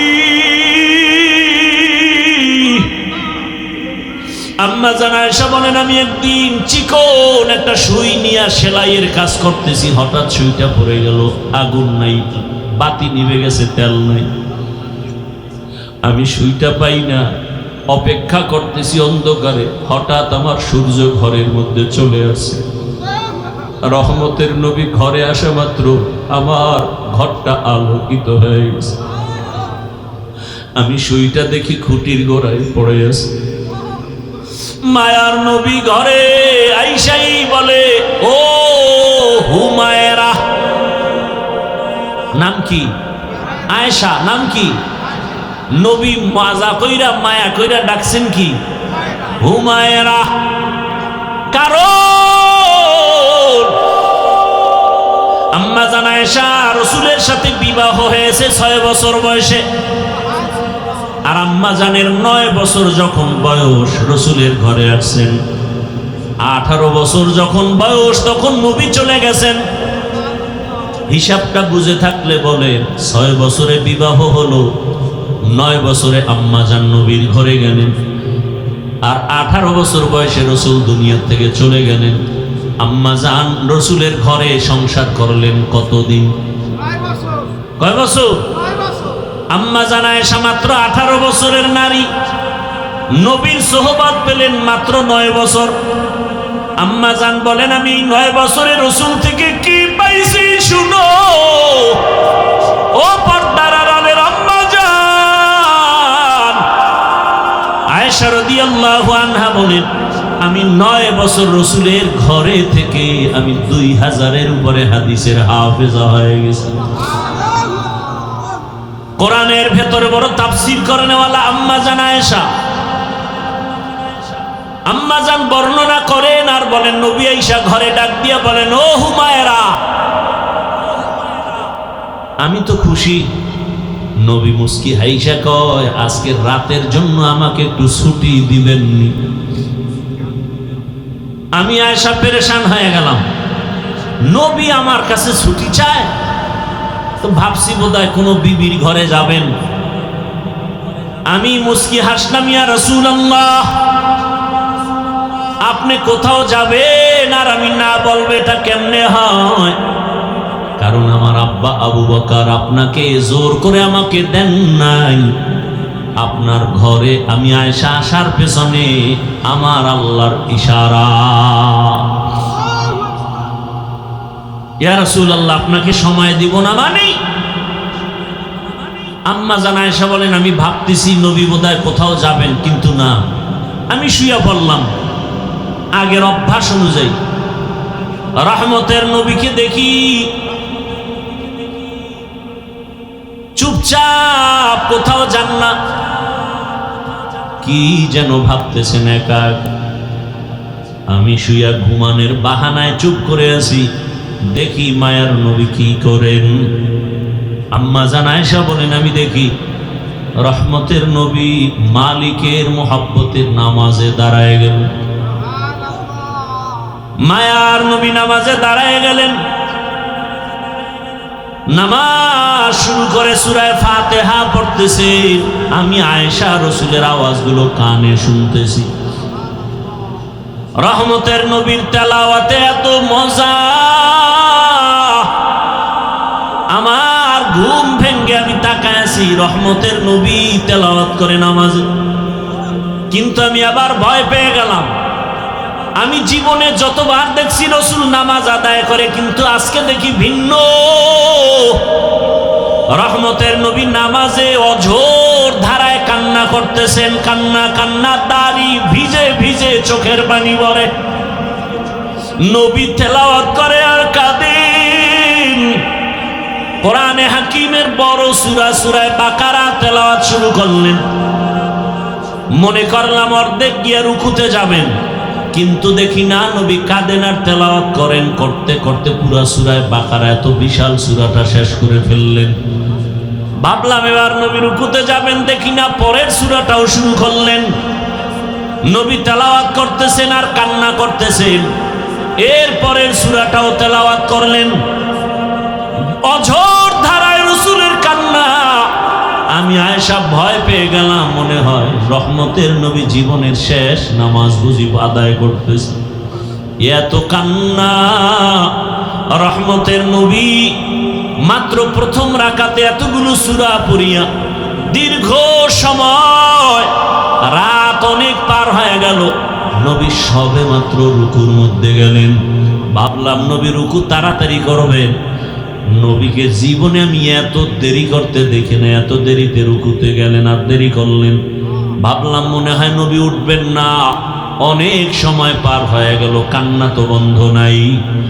এক পর্যায়ে রাসূল দাঁড়ায় গেলেন। রুকু থেকে দাঁড়াইয়া কান্না অবস্থায় আবার সিজদায় চলে গেলেন। মাত্র প্রথম রাকাতের প্রথম সিজদায় গিয়া নবী এত মায়ার কান্না শুরু করলেন। নবী মাথা উঠান না। আমি ভয় পেয়ে গেলাম নবীর জীবনের শেষ নামাজ নাকি, আমারও ভয়। রহমতের নবী প্রথম রাকাতের প্রথম সিজদায় পড়ে আছেন, কান্না। নবী মাথা উঠান না, উঠান না, উঠান না। হঠাৎ করে আমি আয়েশা কান সোজা করে শুনি মসজিদের হুজরার বাহিরে বেলালের কণ্ঠের আওয়াজ। বেলাল ডাক দেয় প্রতিদিন, আজও ডাক দিয়া কয়, ইয়া রাসূলুল্লাহ, আজ নামাজের ফজরের সময় কাছে, তাড়াতাড়ি প্রস্তুতি নেন ফজরের নামাজ আদায় করার জন্য। নবী এখনো প্রথম রাকাতের প্রথম সিজদায় পড়ে কান্না করেন, এখনো দ্বিতীয় সিজদা করেন নাই, দ্বিতীয় রাকাতও পড়া হয় নাই। রহমতের নবীর কান্না মনে হয় পুরা ঘর নামাজের জায়গা ভিজে গেল। রহমতের নবীকে আমি জিজ্ঞাসা করি, ইয়া রাসূলুল্লাহ, আপনি এত কাঁদেন, আপনার তো কোনো গুনাহ নাই, আপনাকে প্রায় দেখি আপনি কান্না করেন। আমার নবী বলেন, আয়েশা, আমার কলিজায় কত ব্যথা তুমি জানো না রে আয়েশা। রহমতের নবী বললেন, ইয়া রাসূলুল্লাহ, আপনার জীবনে তো বহু কষ্টের কথা শুনছি, এমন কোন কষ্ট আছে নাকি যে বারবার আপনার দিলের মধ্যে আঘাত করে? মায়ার নবী কান্না করে, আয়েশা, জীবনের কষ্টের কথা শেষ করা যাবে না রে আয়েশা। 3টা বছর পর্যন্ত আমার কওমের লোকেরা গৃহবন্দী করে রাখছে, পানি দেয় নাই, খানা দেয় নাই, গাছের পাতা চাবাইয়া চাবাইয়া পেটের ক্ষুধা নিবারণ করেছি, পেটে পাথর বেঁধেছি। ও আয়েশা, এত কষ্টের মাঝে আমার সব থেকে বেশি মনে পড়ে তায়েফের জমিনের পাথরের আঘাত। আমি যখন কালেমার দাওয়াত নিয়ে তায়েফের জমিনে চলে গেলাম, ওই তায়েফের বেঈমানেরা ছোট ছোট বাচ্চাদেরকে লেলিয়ে দিয়েছে। ওই তায়েফের ছোট ছোট বাচ্চাগুলো পাথর হাতের মধ্যে নিয়ে আমার শরীরে বসা পড়ে না, বাসি পড়ে না রে আয়েশা। ওই তায়েফের ময়দানের ছোট ছোট বাচ্চাগুলো এত জোরে জোরে পাথর মেরেছে, মনে হয় যেন পাথরের আঘাতে বৃষ্টির মতো আমার শরীর থেকে রক্ত পড়িয়া জুতা মোবারক আটকে গেছে। আমার ওই কাফেরদের বাচ্চাদের পাথরের আঘাত আমার শরীর থেকে রক্ত পড়িয়া জুতা আটকে গেছে, আমি সহ্য করতে পারি নাই। আসমান থেকে আমার আল্লাহ জিবরাইলের পাঠায়, কয়, যাও যাও। আমার মায়ার নবী কান্না করলে আমি আল্লাহ সহ্য করতে পারি না। জিবরাইল আমিন আসি আমাকে বলে, নবী আপনি কাঁদিয়েন না, আমার মাওলা সহ্য করতে পারেন না, আপনি এখন অর্ডার দেন তায়েফের জমিন উল্টায়া ধ্বংস করে ফেলি। মায়ার নবী বলে, ভাই জিবরাইল, ওদের মারিও না, ওরা জানে না আমি কেমন, ওরা জানে না আমি কেমন, আমি কত বড় অসহায়, আমি কত বড় ইয়তীম। এই তায়েফের মানুষ জানেন আমি যে বাবা হারা সন্তান। আমি দুনিয়াতে আসি একবারও বাবা বলে ডাক দিতে পারি না, বাবার আদর থেকে আমি বঞ্চিত, মায়ের আদর থেকে আমি বঞ্চিত। ও জিবরাইল, এদের মারিও না। ও আয়েশা, ওই তায়েফের কথা মনে পড়লে আমি আর সহ্য করতে পারি না রে আয়েশা। আমার শরীর থেকে কি পরিমাণ রক্ত জমিনে পড়ে গেছিল, আমি অসহায়, আমার বাবা নাই, আমার মা নাই, দাদাও চলে গেছে।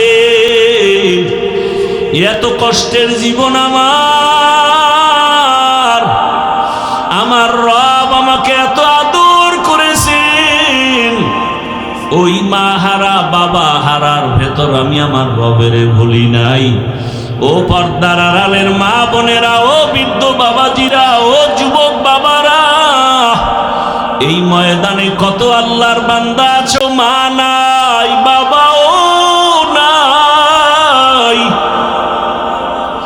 আজকে মা হারা বাবা হারা সন্তানের কলিজায় কত আঘাত। এই মা বাবার চোখের পানি আর দোয়া ছাড়া মানুষ হওয়া সম্ভব না রে বাবা। ওই মায়ের চোখের পানি, বাবার চোখের পানি আর কষ্ট আজ আল্লাহ ছেড়ে বসাইছে। ওরে মা বাবার জীবনের কষ্টের ঋণ আদায় করা যাবে না রে সন্তান। আমার মায়ার নবী কাঁদেন মা হারা বাবা হারা হয়ে। ও এতিম সন্তানেরা, ওই মা বাবার চেহারাটাও কি মনে পড়ে না? কবরের মধ্যে রেখে কেমনে আরামে ঘুমাও? তোমার আমার মা জীবনে কত কষ্ট করেছে, একটু চোখ বন্ধ করে খেয়াল করো বাবারা। ও যুবকেরা, বৃদ্ধ বাবাজিরা, পর্দার আড়ালের মা বোনেরা, ওই আমার মালিকের ভুলে গেছেন। কোন দিন যেন মালিক ডাক দেয় আর থাকা যাবে না। ওই মা বাবার জন্য চোখের পানি ছেড়ে দোয়া করে। কত বাবা এত কষ্ট করে করে সন্তানকে বড় বানাইছে। এক সময় বাবা চাল কিনতে পারে নাই, ডাল কিনতে পারে নাই। কত বাবার মনে চাইতো ইলিশ মাছ খাবে, কেনার মতো টাকা ছিল না। কত মায়ের অন্তর চাইতো বেদানা আঙ্গুর খাবে, কেনার টাকা ছিল না। আজকে সন্তান তোমার ঘরে মাছের অভাব নাই, ফলের অভাব নাই, কিন্তু ওই মাছ আর ফল কে খাবে?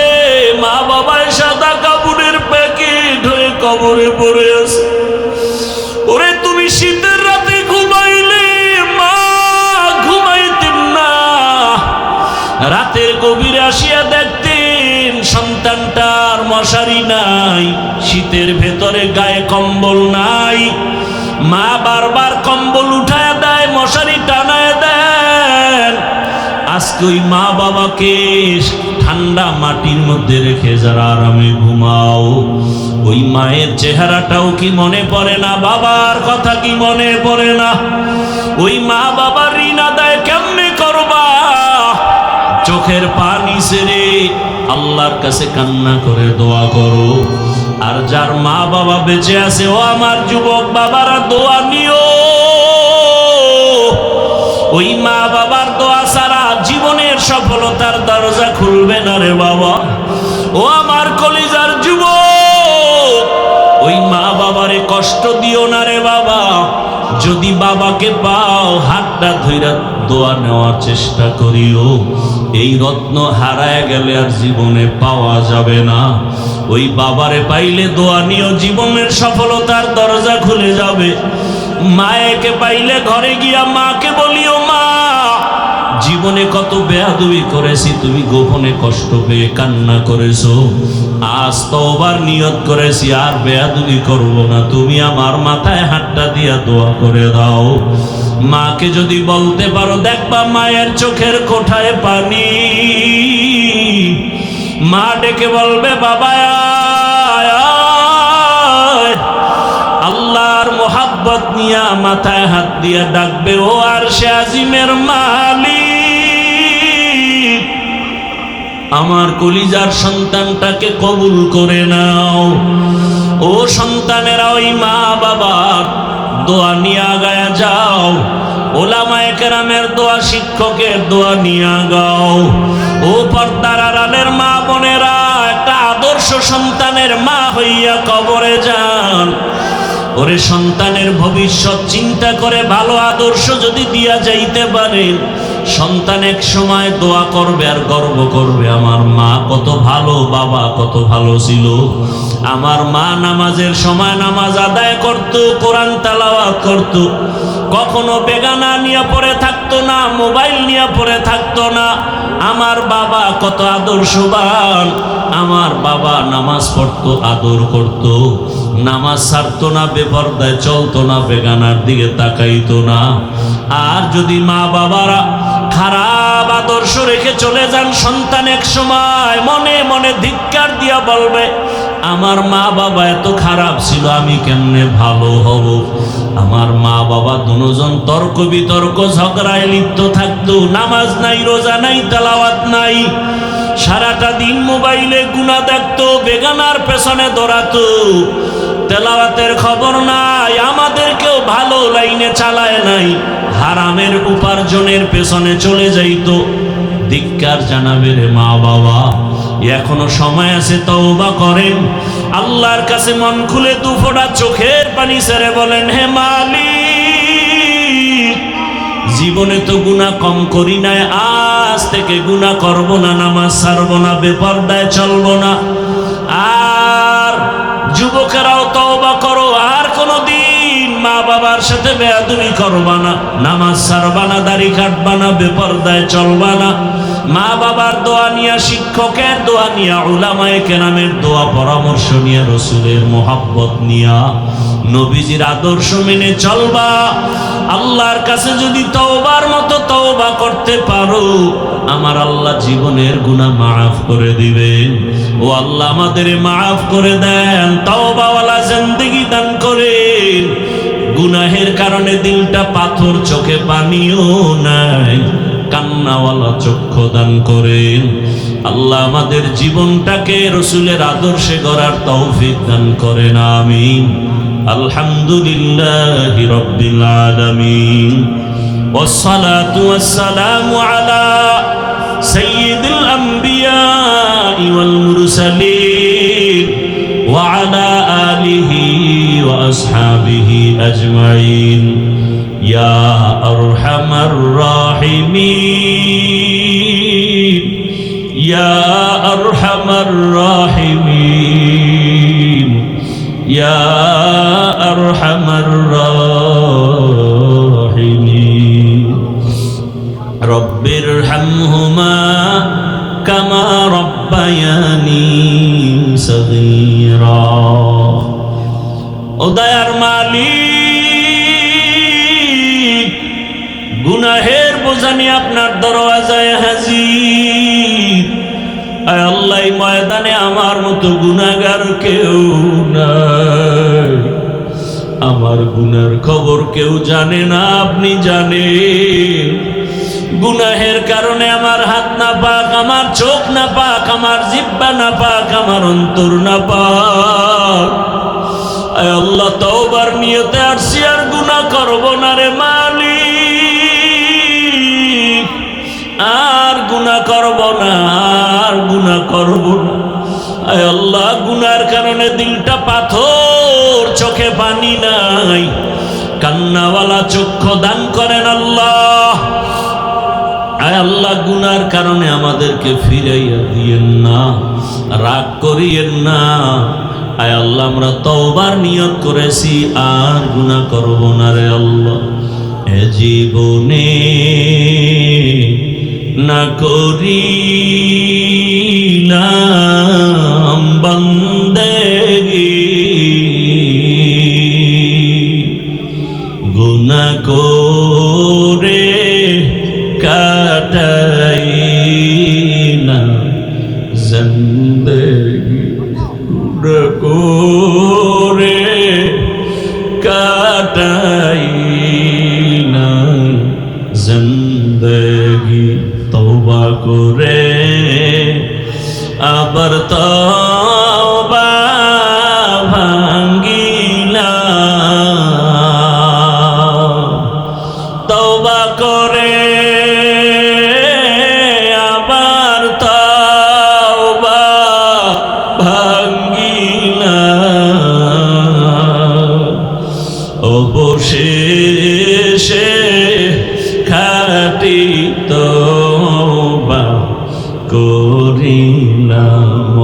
অবশেষে খাটি তওবা করিলাম, সকলেরই দরজা হইতে ফিরিয়া আপনার দরজায় রইলাম পড়িয়া। আপনি যদি মাফ না করেন বান্দারে, বলে না আপনার বান্দা যাবে কার দ্বারে।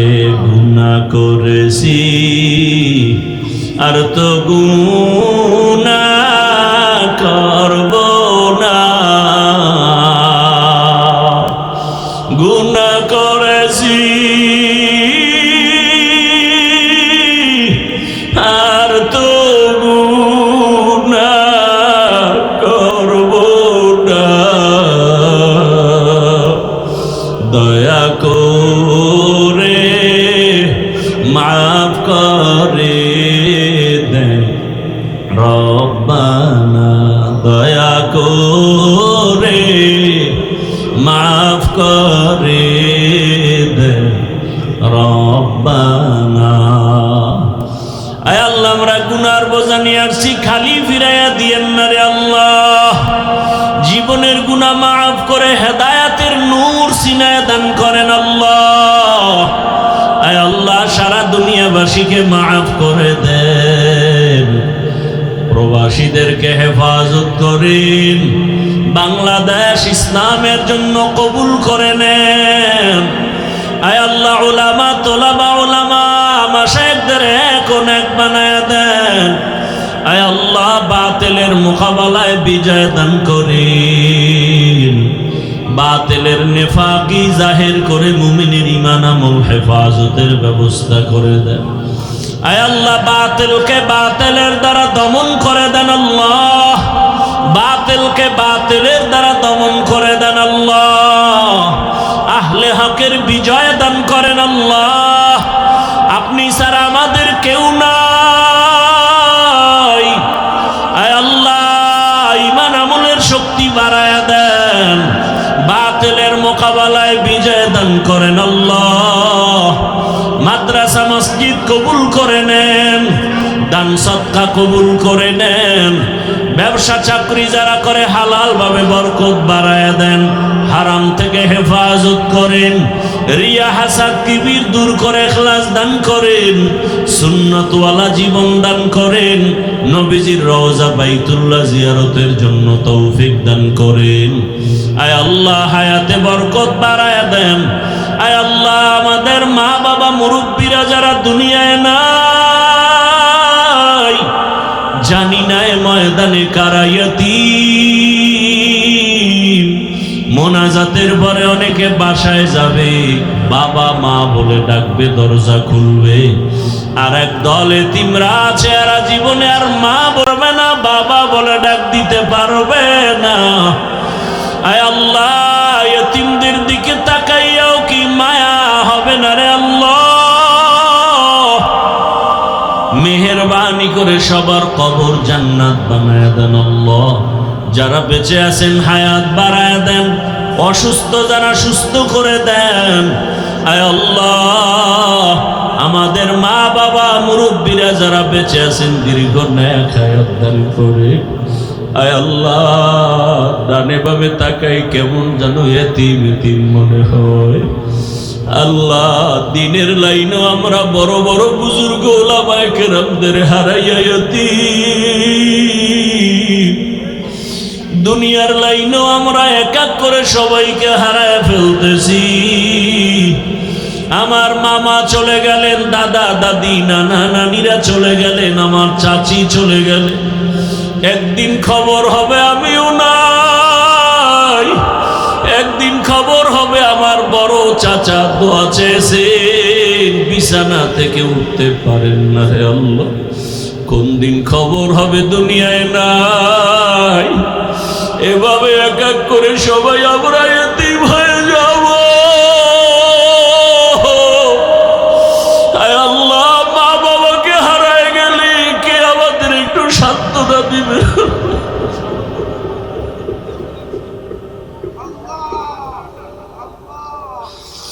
আল্লাহ, যার বাবা বেঁচে থাকিয়া যদি বিছানায় অসুস্থ থাকে, ছেলের কলিজাটা বড় হয়ে থাকে।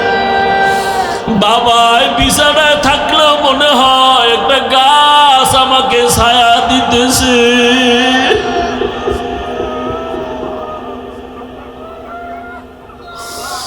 আর যার বাবা নাই, বানাই, ডানে বামে তাকায় দেখি বাড়ি গাড়ি, টাকা পয়সা, সন্তান, পরিবার, কিন্তু হঠাৎ কলিজায় আঘাত। আমার বাবাই কই, আমার মা কই? আমার বাবা থাকলে আমার কলিজাটা কত বড় থাকতো, মা থাকলে কত কলিজা বড় থাকতো। বিপদে পড়লে মাকে বলতো মা দোয়া করিও, বাবাকে বলে দোয়া করিও। যার মা নাই, বাবা নাই, ডানে তাকায় অসহায়, বামে তাকায় অসহায়, কার কাছে দোয়া চাইবে? ও আল্লাহ, এতিমদের দিকে তাকাইয়া দেখে এই ময়দানে কি আপনার মোহাব্বতের কান্নাওয়ালা কেউ নাই? ওরে যার চোখে পানি, তার কাছে দোয়া চাও রে। ও আল্লাহর গোলামেরা, দোয়া চাও। কান্নাওয়ালার দোয়া ফেরত যাবে না রে মালিক। যার পছন্দ হয় আপনার কাছে চোখের পানি, তার ওসিলায় মাফ করে দেন। আমাদের মা বাবা, আপনজন, মুরব্বীরা যারা বেঁচে আছেন, হায়াত বাড়ায় দেন। মা অসুস্থ, কুদরতের দ্বারা সুস্থ বানায় দেন। বাবাকে পূর্ণ সুস্থ বানায় দেন। আয় আল্লাহ, চাচা চাচি, আপনজনের ভেতরে যারা, সবাইকে সুস্থ বানায় দেন। আয় আল্লাহ, সবার অন্তরে মোহাব্বত বাড়াইয়া আপন আপন হইয়া দুনিয়াতে জীবন চালাবার তৌফিক দান করেন। নফস শয়তানের ধোঁকা থেকে আমাদেরকে হেফাজত করেন আল্লাহ। আয় আল্লাহ, একে অপরের আপন হইয়া, সহযোগী হইয়া দুনিয়ায় জীবন যাপনের তৌফিক দান করেন। ইজ্জতের জীবন দান করেন। দিলের ন্যাক আশা পুরায়া দেন। সারা দুনিয়ায় খেদমতের জন্য ইজ্জতের সাথে কবুল করে নেন। আয় আল্লাহ, দিনের মারকাজগুলো কবুল করে নেন। আয় আল্লাহ, ইখলাসওয়ালা, তাকওয়াওয়ালা জীবন দান করেন। নবীজির মোহাব্বতে আমাদের দিলের ন্যাক আশা পূরণ করে দেন। আয় আল্লাহ, দোয়া মোনাজাত কবুল করে নেন। আয় আল্লাহ, সবাইকে দিনের খাদেম হিসেবে কবুল করে নেন। জাহেরি বাতিনি দুশ্মনের মোকাবেলায় বিজয় দান করেন। আওয়াজে কথায় রুহানিয়াতে স্পষ্টতার রূপ বাড়ায় দেন। আয় আল্লাহ, বরকতি রিজিক দান করেন। ঋণ আদায়ের ব্যবস্থা করে দেন আল্লাহ। নবীজির মোহাব্বতে আমাদের দোয়া কবুল করে নেন। হাসবুনাল্লাহু ওয়া নি'মাল ওয়াকিল, নি'মাল মাওলা ওয়া নি'মান নাসির। ওয়া সাল্লাল্লাহু তাআলা আলা খাইরি খালকিহি মুহাম্মাদিন ওয়া আলা আলিহি ওয়া আসহাবিহি আজমাইন। আমিন আমিন আমিন বিরহমাতিকা ইয়া আরহামার রাহিমিন।